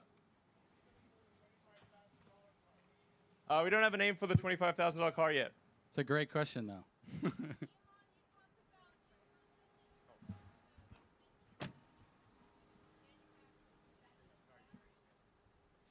Yes, we will be manufacturing cells in Berlin. Yep. Thermal management system? For homes. Oh, you mean like the home HVAC? Yeah, that's a pet project that I'd love to get going on. I don't know, maybe we'll start working on that next year. Because I just think you could really make a way better home HVAC system that's really quiet and super efficient and super energy efficient, and also has like a way better filter for particles, and and it works very reliably. And we've already developed that for the car. So the heat pump in the Model Y is really pretty spectacular. I mean, it's tiny, it's efficient, it has to last for 15 years. It's got to work in all kinds of conditions, from the coldest winter to the hottest summer. So we've actually already done a massive amount of the work necessary for a really kick-ass home HVAC. And they can also stack them. So if you want to say, depending upon the size of your house or whatever, how much you need, you can just basically stack them, and just have a very compelling, super efficient home HVAC. And then you can also communicate with the car, and it'll know when you're coming home. So it's like, oh, I don't need to keep the house cold all day. I just cool it down because I knew you were coming home. So the pack can communicate with the car and just really dial it into when you actually need cooling and heating. It'd be great. Fun product. Yeah. Who's next? Hello. Hey guys, Eli here from Tesla Owners Club, My Tesla Adventure. Just quick question. So I'm a huge fan of car camping in my Tesla with my dream case, my all-time favorite activity. Is it going to be possible to get climate control to the back of the Cybertruck? Because that would be the ultimate camping machine if we can get all-night climate control. We'll try to do that. Thank you. I agree. That would be really cool. Yeah. All right, who's next? Hello. Yeah. Long-time fan, Elon. Great guy. Just a question. How does the ICE industry look like for in the future? Well, I don't think there will be an ICE industry long term. So yeah. I mean, well, I guess there might be a few things that are it's a curious thing. There's still some steam engines made somewhere, but they're just basically sort of quirky collector's items. I mean, that will be the future of the internal combustion engine car. Hi, Elon, to your left here in the white Model Y. Ryan McCaffrey from the Ride the Lightning Tesla podcast. Curious about Cybertruck. It was interesting to see where you had it in on the battery technology front. I'm sort of curious what you see for it in the production front. Is its volume, you know, trucks are so popular in America, do you see its volume equaling the 3 or the Y in the future? And also, is the, were you able to get Tesla's able to legally be sold in Texas as part of the Giga Texas deal? Well, it's hard to say what the volume exactly would be for the Cybertruck. The orders are gigantic. So, and we have like, I don't know, well over 500,000 orders. I think maybe 6 or 7. How are we feeling about this stock drop right now? I mean, it's going insane. It's gonna go back up to 401. It's actually at 403 right now. Hopefully, it doesn't go back down anywhere near that. What are you guys thinking for the future of Tesla at this point? They didn't mention the million-mile battery, the jet that they were talking about. What do you guys think? Is it gonna go up or is it gonna go down from now? Oh man, this is crazy. Good for pickup trucks by far, or large pickup trucks. And then I think for we'll probably make an international version of the Cybertruck that'll be kind of smaller, you know, kind of like a tight Wolverine package. It'll still be cooler, but it'll be smaller because you just can't make a giant truck like that for most markets. So yeah, but it's gonna be great. And I don't know. I think probably we'll be able to sell directly in Texas. We do pretty well right now, but it is a bit weird not being able to actually conclude a transaction in Texas. But it's got to be like, you know, a click on a server based in California. So, but weirdly, we can do leasing in Texas, but not selling. But hopefully that'll get cleared up in the future. Yeah, Elon, great job with everything that you're doing. Thras Gerber from Gerber Kawasaki, your team's amazing. What I'm most curious about, these innovations are incredible, but on my drive up here, fully on autopilot for 400 miles, the entire state is brown, and this is ultimately about climate. Has there been some analysis done if all these things are achieved? What will its direct impact be on climate? Well, I mean, I think it will have a very significant impact because it will stop the CO2 ppm from growing as it is every year. And I mean, I should say, like, I try to view the whole climate thing for, as a science question as much as possible. Science, you always question your hypothesis. Is it true? Is it not true? Or assign a probability to a given hypothesis. And I should say that my original interest in electric vehicles predates the climate issue. Like just when I was in high school, I thought, man, if we don't figure out electric cars, the whole economy is going to collapse when we run out of oil. So it's like, we better figure out electric cars and sustainable energy, or civilization is going to crumble. And then it was only kind of later that the significance of the climate risk became apparent. We were also able, using fracking and other types of technology, to access a lot more fossil fuels than previously thought, which is, helpful for lowering the cost of gasoline, but it's pretty bad for the total tonnage of CO2 that you could put in the atmosphere. It's now greatly beyond what people previously thought. So, but this is, as we were just going through in this presentation, it's like it is a absolutely monumental task to accelerate the advent of sustainable energy. I mean, the entire global economy is still, more than 99% dependent on, or roughly 99% dependent on fossil fuels. So although electric cars kind of get a lot of press right now, they're still, and there's still very few, as a percentage of the total global fleet, is practically nothing. I would say, yes, less than 1% of the global fleet is electric right now. Because of 2 billion cars and trucks and whatnot in use. So there's a massive amount of work ahead, just insane, like hard to comprehend how much work is ahead to get the new vehicle production to be sustainable, to massively increase the amount of stationary storage, which is critical because renewable energy is intermittent. Wind and solar is intermittent. Sometimes the wind doesn't blow, and this obviously sun doesn't shine at night. So you got to have batteries. a massive, massive number of batteries. So it's hard to measure in direct impact, but it's an experiment that we shouldn't be performing.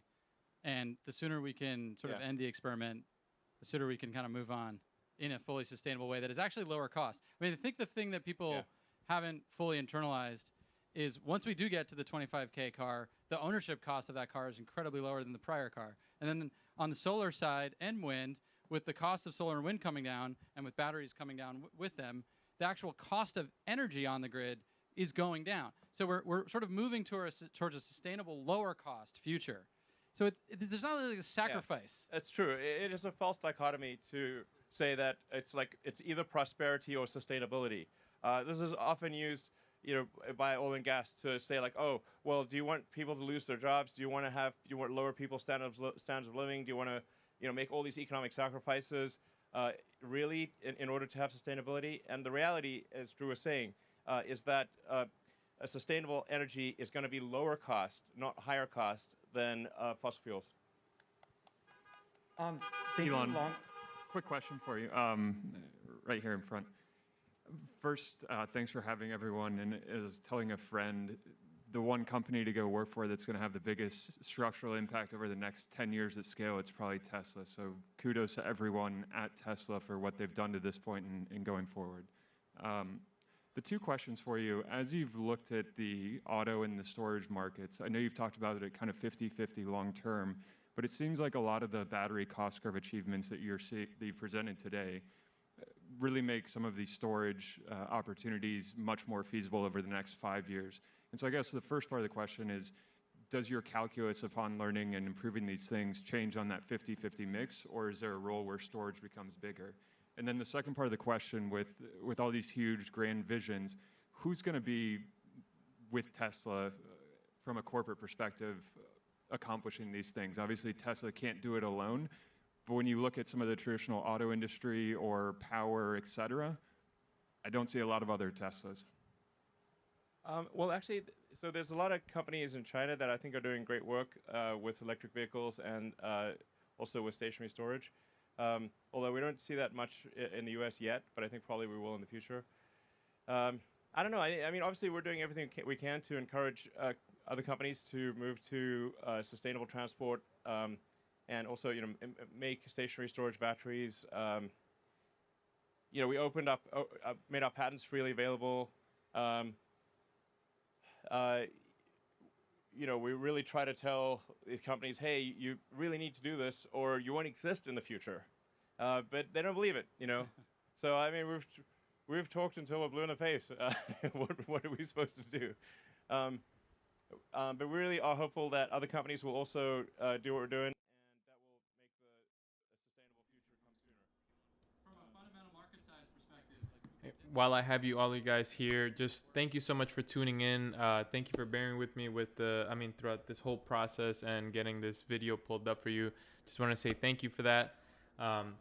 Now I'm gonna just leave this running if you still want to hear the Q&A, but if you haven't done so already, please feel free to just subscribe. And to all of those that crazily subscribe to me, thank you so much. I really appreciate that. All right, thank you, and I'll catch you guys on the next one. Peace. But because it's a longer duration asset, they're roughly the same size. Thinking long term, is there any other segments that this new battery will be able to disrupt or electrify beyond just the initial Model 2 or cheaper sedan, like a boat, boring company loop, plane? Where are you, Golly? Are you there? What's up? Right here. Okay, great. It's like ventriloquism here, It's like we just get the sound out of the speaker and you can't tell where the heck it's coming from.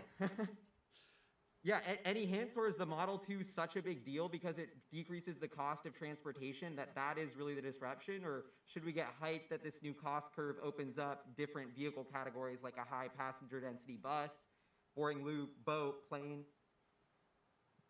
I mean, there are batteries in limited production right now that do exceed 400 watt-hours per kilogram, which I think is about the number you need for decent range, medium range aircraft.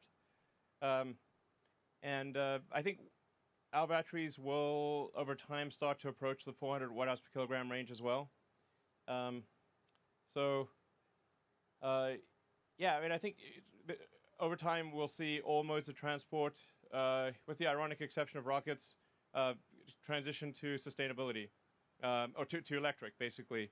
On the rocket front, what we're planning to do is like about 80% of Starship is liquid oxygen, and we're actually already running a power line to be able to use wind power to create the liquid oxygen.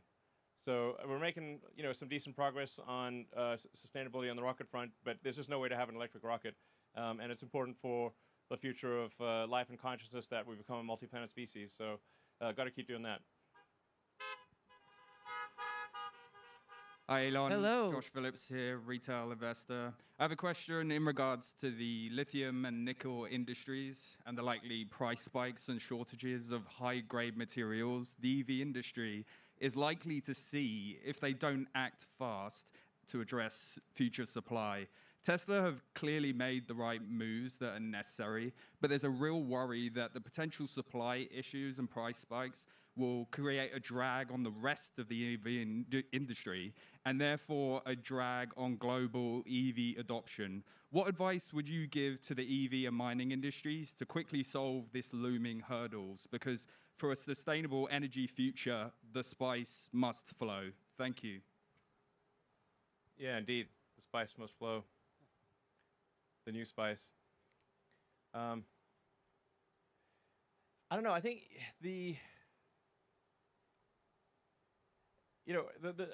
I'm not sure. I guess we can try to basically overdo it in cell production and perhaps supply cells to others. But we do see the fundamental constraint as total cell production. That's why we're putting so much effort into making cells and kind of trying to reinvent every aspect of cell production from mining the ore to a complete battery pack. Because it's the fundamental constraint. We're not getting into the cell business because we, just for the hell of it. It's because it's the fundamental constraint. It's the thing that is the limiting factor for rapid growth. But we could certainly try to overdo it on cell production and perhaps sell cells to others. Although we are going at absolute top speed, so it's not like we're holding it back. But I think just making really efficient cars and that have low drag coefficient, low rolling resistance, efficient powertrains. I mean that's kind of what we've done in order to make iron phosphate still have a good range. So the iron phosphate's lower energy density solution, but there's while there are some limitations on the total amount of nickel produced every year, there's really no limit on the iron. There's so much iron, it's ridiculous. So you can really scale up iron phosphate, at a raw materials basis faster, more than you can nickel. But yeah. And just to point out, when we were walking through this presentation, we intentionally separated all the different aspects. The benefits of structural battery apply to a iron-based cathode in the same way they apply to a nickel-based cathode. Yeah. So you get longer range iron-based vehicles, and also the silicon benefit can apply to the iron-based vehicles as well. So we can do a lot to extend the range of an iron-based vehicle, which is why it's a key part of the roadmap going forward. And then I invited Turner up here to talk about what the mining industry can do. Yeah. Diversification on the cathode side is obviously massive, and EVs are all about efficiency. And so for the EV industry, for the vehicle industry, we need to see powertrain efficiency really increase at all other companies matching Tesla powertrain efficiency so that everyone can have that diversified cathode approach where LFP is used in medium range and even really make a 300-mile vehicle with LFP. And really the goal that we were trying to present here was a model for vertical integration, strategic vertical integration that a lot of different people can do. What we need to see is vertical integration that shortens the process path from mine to cathode. And what we're doing here is novel, and we're trying to push the industry in that direction. So we're presenting a model here that anyone can follow. Yeah, in fact, if there's anything that you guys want to comment on, feel free to step forward and say something. I think the key is to be smart about your chemistry choices, your materials choices. Talk louder. Yeah, if you're smart about your materials choices, the spice will continue to flow. Yeah. You don't need to use the same kind everywhere, and it's about strategically planning it out. And for miners, I think we are incentivizing them quite a bit to ramp up their production. Yeah, and actually we had good calls. Like they're all motivated. I think that they've been sort of sitting back, being like, "Are you going to grow like crazy?" And we're like, "Yeah, we're going to grow like crazy." And then I think this indicates we're going to grow like crazy, and that's what the miners want to hear. And then they'll go make the investments. Hello, Elon. This is Ben Limpick. I'm a musician. I was wondering, does Tesla have any future plans to make partnerships with music companies like it has done with 10-cent games or things like that for you guys to actually kind of expand your services for artists and other types of creative people to get involved in, producing content that can be part of the Tesla ecosystem, or so other people that do creative things can get involved with you guys? Well, we don't. We haven't really thought about that much, but I suppose it's probably something we should think about. We will be providing a title on Teslas. So we're providing more music sources that people can choose from, and just generally trying to improve the entertainment experience in the cars. And I think actually as we go to a more autonomous future, the importance of entertainment and productivity will become greater and greater. I mean, to the degree that if you're just basically sitting in your car, the car is fully autonomous and driving somewhere. It's sort of like being the car is essentially your chauffeur, and then the things that become important are, okay, well, let's have good entertainment, and if you want to do some productivity stuff, then that actually starts to become much more important because you're no longer spending your attention driving the car. So it will be extremely important in the future. Should we do some of the say.com questions? Yeah. Okay.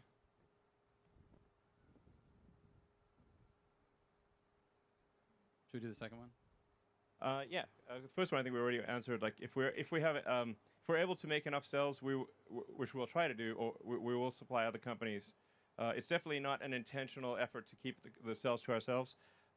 If we can make enough for other companies, we will supply them.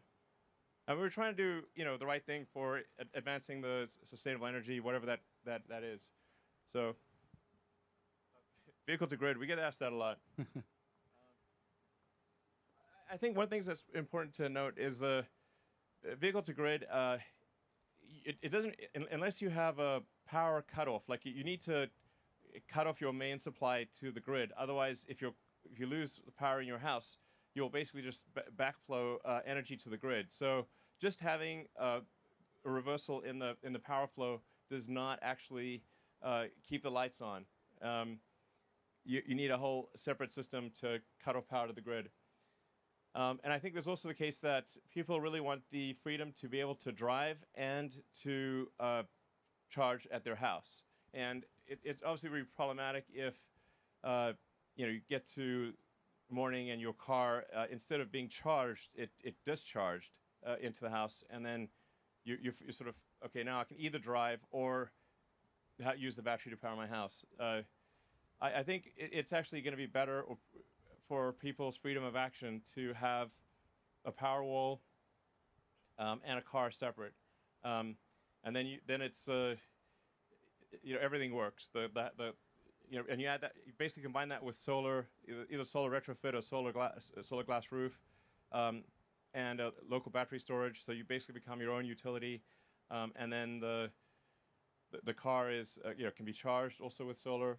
I think that's like the stuff that works. That said, like we can certainly do vehicle to grid. I think we can basically enable that with software in Europe or something, right? Yeah.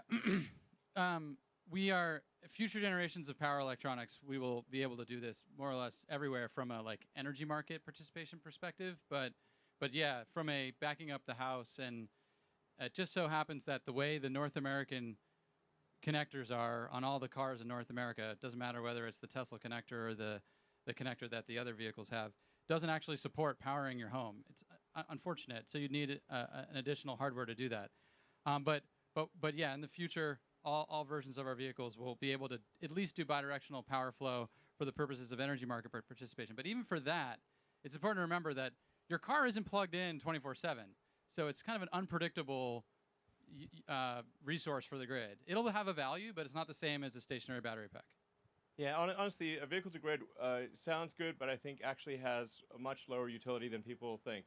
I think very few people would actually use vehicle to grid, and we actually had with the original Roadster, we had vehicle to grid capabilities. Nobody used it.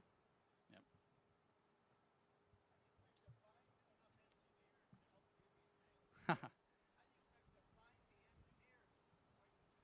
How do we find the engineers to do everything we're saying? How do we find the engineers to do all these things? I guess we recruit a lot of engineers from all parts of the world.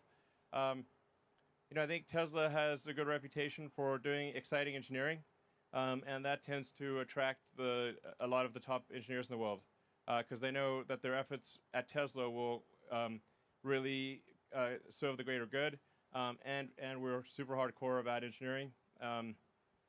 Tesla is like first and foremost an engineering company. It's like hardcore engineering is what we do. Like the sheer amount of hardcore engineering done at Tesla is insane. And if you look at, say, there's various surveys done of engineering schools, where do you want to go? Like, what's your top choices? And actually, the top two choices last few years have been Tesla and SpaceX. So sometimes it's Tesla first, sometimes SpaceX first, but those are the two top ones.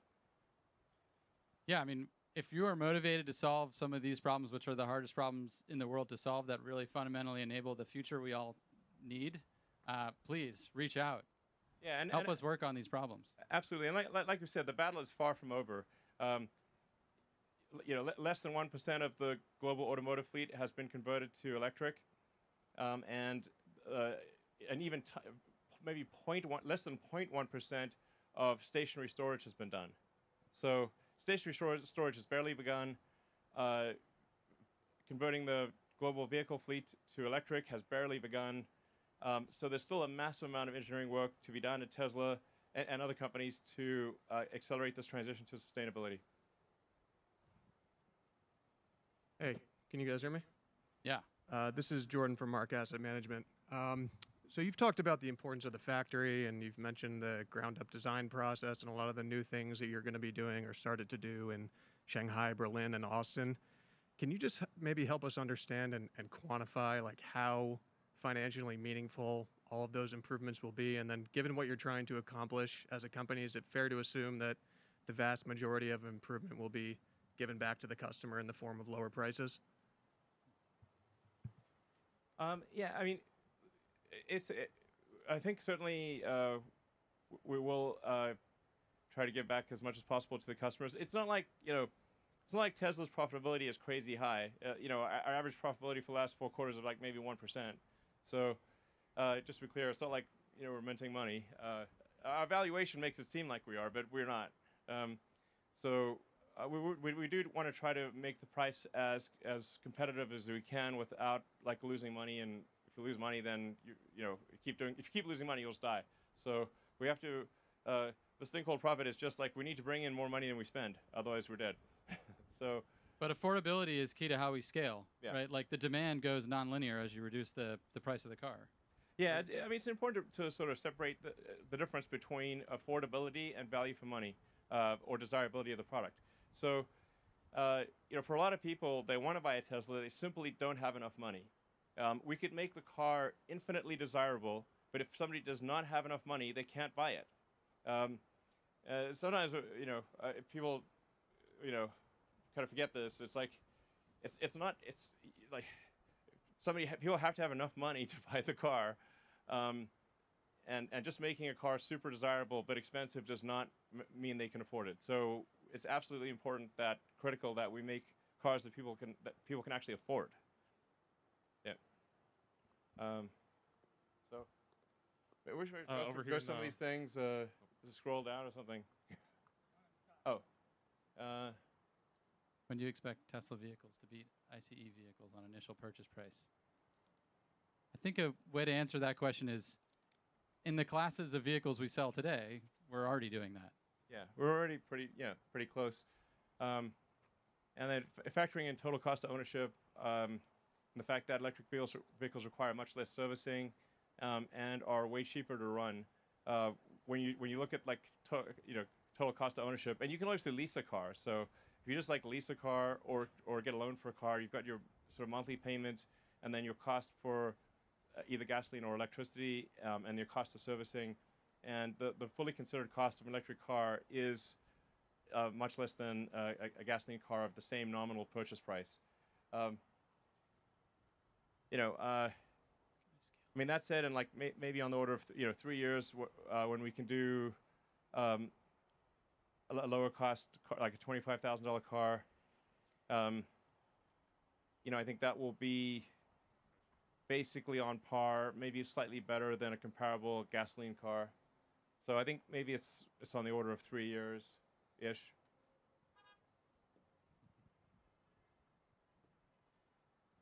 How have the technology advancements and increased vertical integration of battery manufacturing influenced your ability to improve the environmental and social impact of the supply chain? And I think, yeah. I think we sort of have said that already. Yeah. Do you have some ability to scroll through this? Just scroll away. We covered recycling. Yeah. Well, just scroll until we've got stuff that we haven't covered. Well, we definitely covered that top one. Yeah, a lot of these things we've already answered, I think.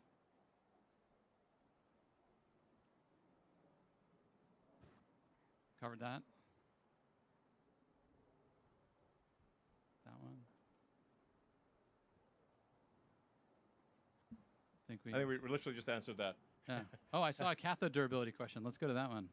Go down, go down, go down. Good technical question. Keep going. How are you going to address the cathode durability and cost environmental impact trifecta? Is this something you're going to leave the upstream supply chain to solve? No, I think we tried to answer that directly. I mean, we really are looking at not just what happens in the cathode facility, but like currently outside the cathode facility that should really be inside, and removing processes that shouldn't have been there in the first place, and the use of reagents that are just costly and not necessary, and removing a bunch of wastewater from the process. Guys, is there anything you want to add to? Maybe we could like go through everyone and like maybe say what you're doing and say a few words. I don't know. Sure. I just want to reiterate the fact that this is a massive problem. Massive problem. And it seems like Tesla's on its way and ahead, but we need everybody's help because it's everybody's planet, and we're not going to get to 20 terawatt-hours by ourselves. So please think about this carefully as it affects everybody. So let's get on it. Yeah. And obviously, if you care about solving sustainability and doing hardcore engineering, definitely come work at Tesla. Yeah, we went through a couple of the manufacturing improvements, and it kind of looks easy when you put together a nice slide deck, but the challenges are like this. It's super challenging when you take materials out of the process, when you integrate processes together. You have to do a lot of things at once, and that's like this immense engineering challenge. And so, like, to appreciate that, like, you need, like, to get through this, we need, like, the best engineers we've got. And we've got this awesome team. I just want to shout out also to all of our team watching, like, you guys are awesome. Like, you absolutely kicked ass putting this together. And, yeah. Yes. Thank you. Thank you, Tesla team. Totally agree.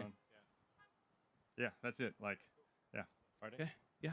Rodney Westmoreland, managing the construction here at Tesla. What I would like to say is, one, shout out to the team. The team has been working effortlessly, a very, very tough project here for 24 hours a day, it seems like, around the clock to have this complete. The thing that sets us apart from a lot of other construction, we have a construction company here. The thing that sets us apart is that we're integrated in the manufacturing process. So every detail that comes from Drew's mouth is directly implicated into the system that we're building. That way, what would typically take 3 or 4 months to create a specification our design team is working right with the manufacturing team to allow us to speed that process up tremendously. So. Yeah, it's definitely a important part of the vertically integrated approach is to be able to design the factory around the equipment, in fact, together with the equipment, so that you can build the factory at lower cost and more quickly. Yeah, I'm Scott. I focus on cell design. I think it's hard to put into words how inspiring this is. I've been at it for a long time with Tesla, and yeah, I really hope others do join us. Since when, Scott? Since 2005. Yep, yes. With many of you, but thank you. You know, 6. Yeah, a year before Drew, but who's keeping track? But I'm really stoked at what the team's been able to accomplish over the last, short period of time, about a year. It's been really an incredible transformation. I mean, hopefully what we've shown you inspires you to join us or join somebody else in the effort.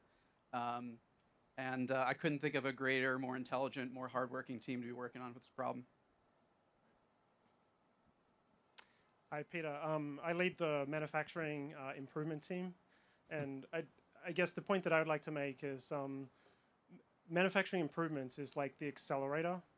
So like you think about the execution that Rodney talked about in terms of how fast we've been able to put together this factory, which is amazing and something that's been really incredible to be a part of. That's not enough. What we need to do is improve the manufacturing technology. That's the real accelerator.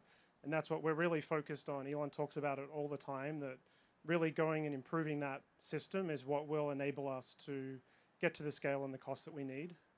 And then the other point that I would make is on the recruiting side, like it doesn't matter if you know about batteries.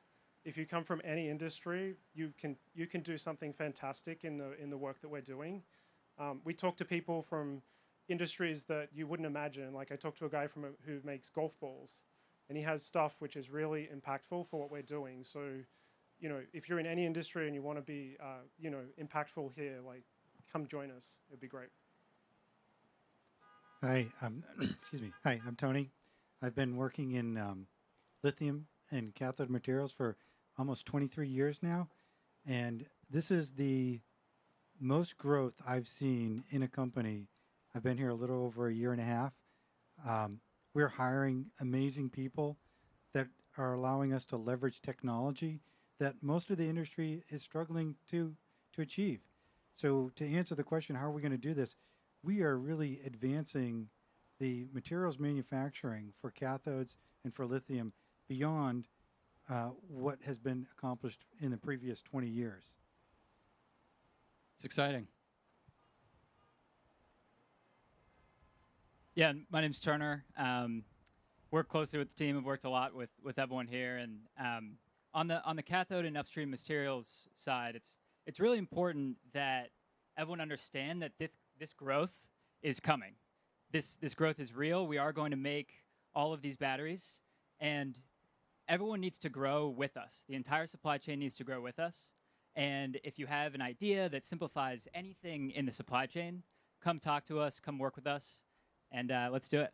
Any existing specification is wrong. Any existing manufacturing method is wrong. Process equipment, it's wrong. It's just a question of how wrong. Yes. Quote Exactly. Elon Musk. Yes, exactly. We're wrong. Just a question of how wrong. Just try to be less wrong. So tell us how we're wrong and how we could do it better so that we can accelerate and improve as fast as possible. All right. Well, I guess thank you everyone for coming. I hope you liked the presentation. Very exciting future ahead. We're going to work our damnedest to transition the world to sustainable energy as quickly as possible, and your support and help is key to that success. So thanks again, super appreciated, and look forward to the next event. Thank you. Thank you.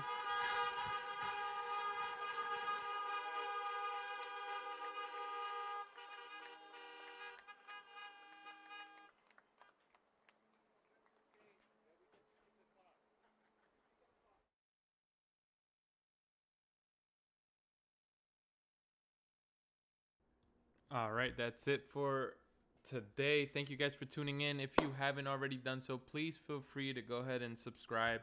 It helps out the channel a lot. Thank you guys for tuning in, chatting a lot. I really like to see all of your, predictions and all that stuff about Tesla stock. Right now, as you can see, they're a little bit down. So let's hope for the best. Thank you guys for tuning in. I make a lot of videos about financial stuff, saving money, trading stocks, and just basically a lot of things about financial stuff. So if you want to check it out, feel free. All the videos are there. Thank you guys. I'll catch you guys on the next one. Peace.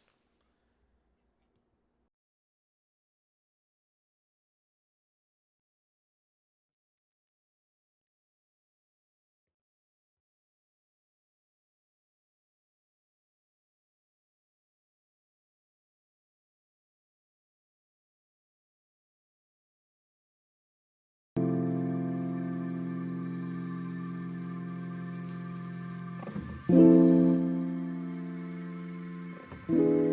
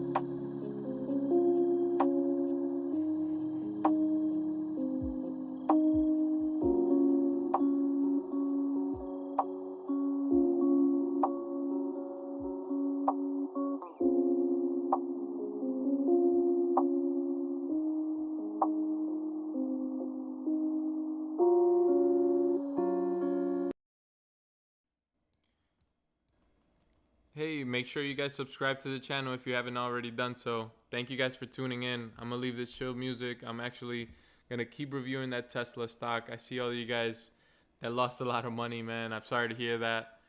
It's crazy, but hopefully it can shoot back up. Hopefully by tomorrow, if it does drop more, it's definitely an opportunity to just increase your position in Tesla, in my opinion.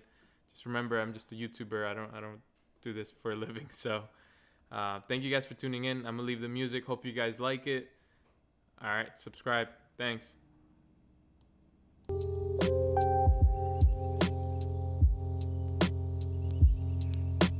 What are you doing?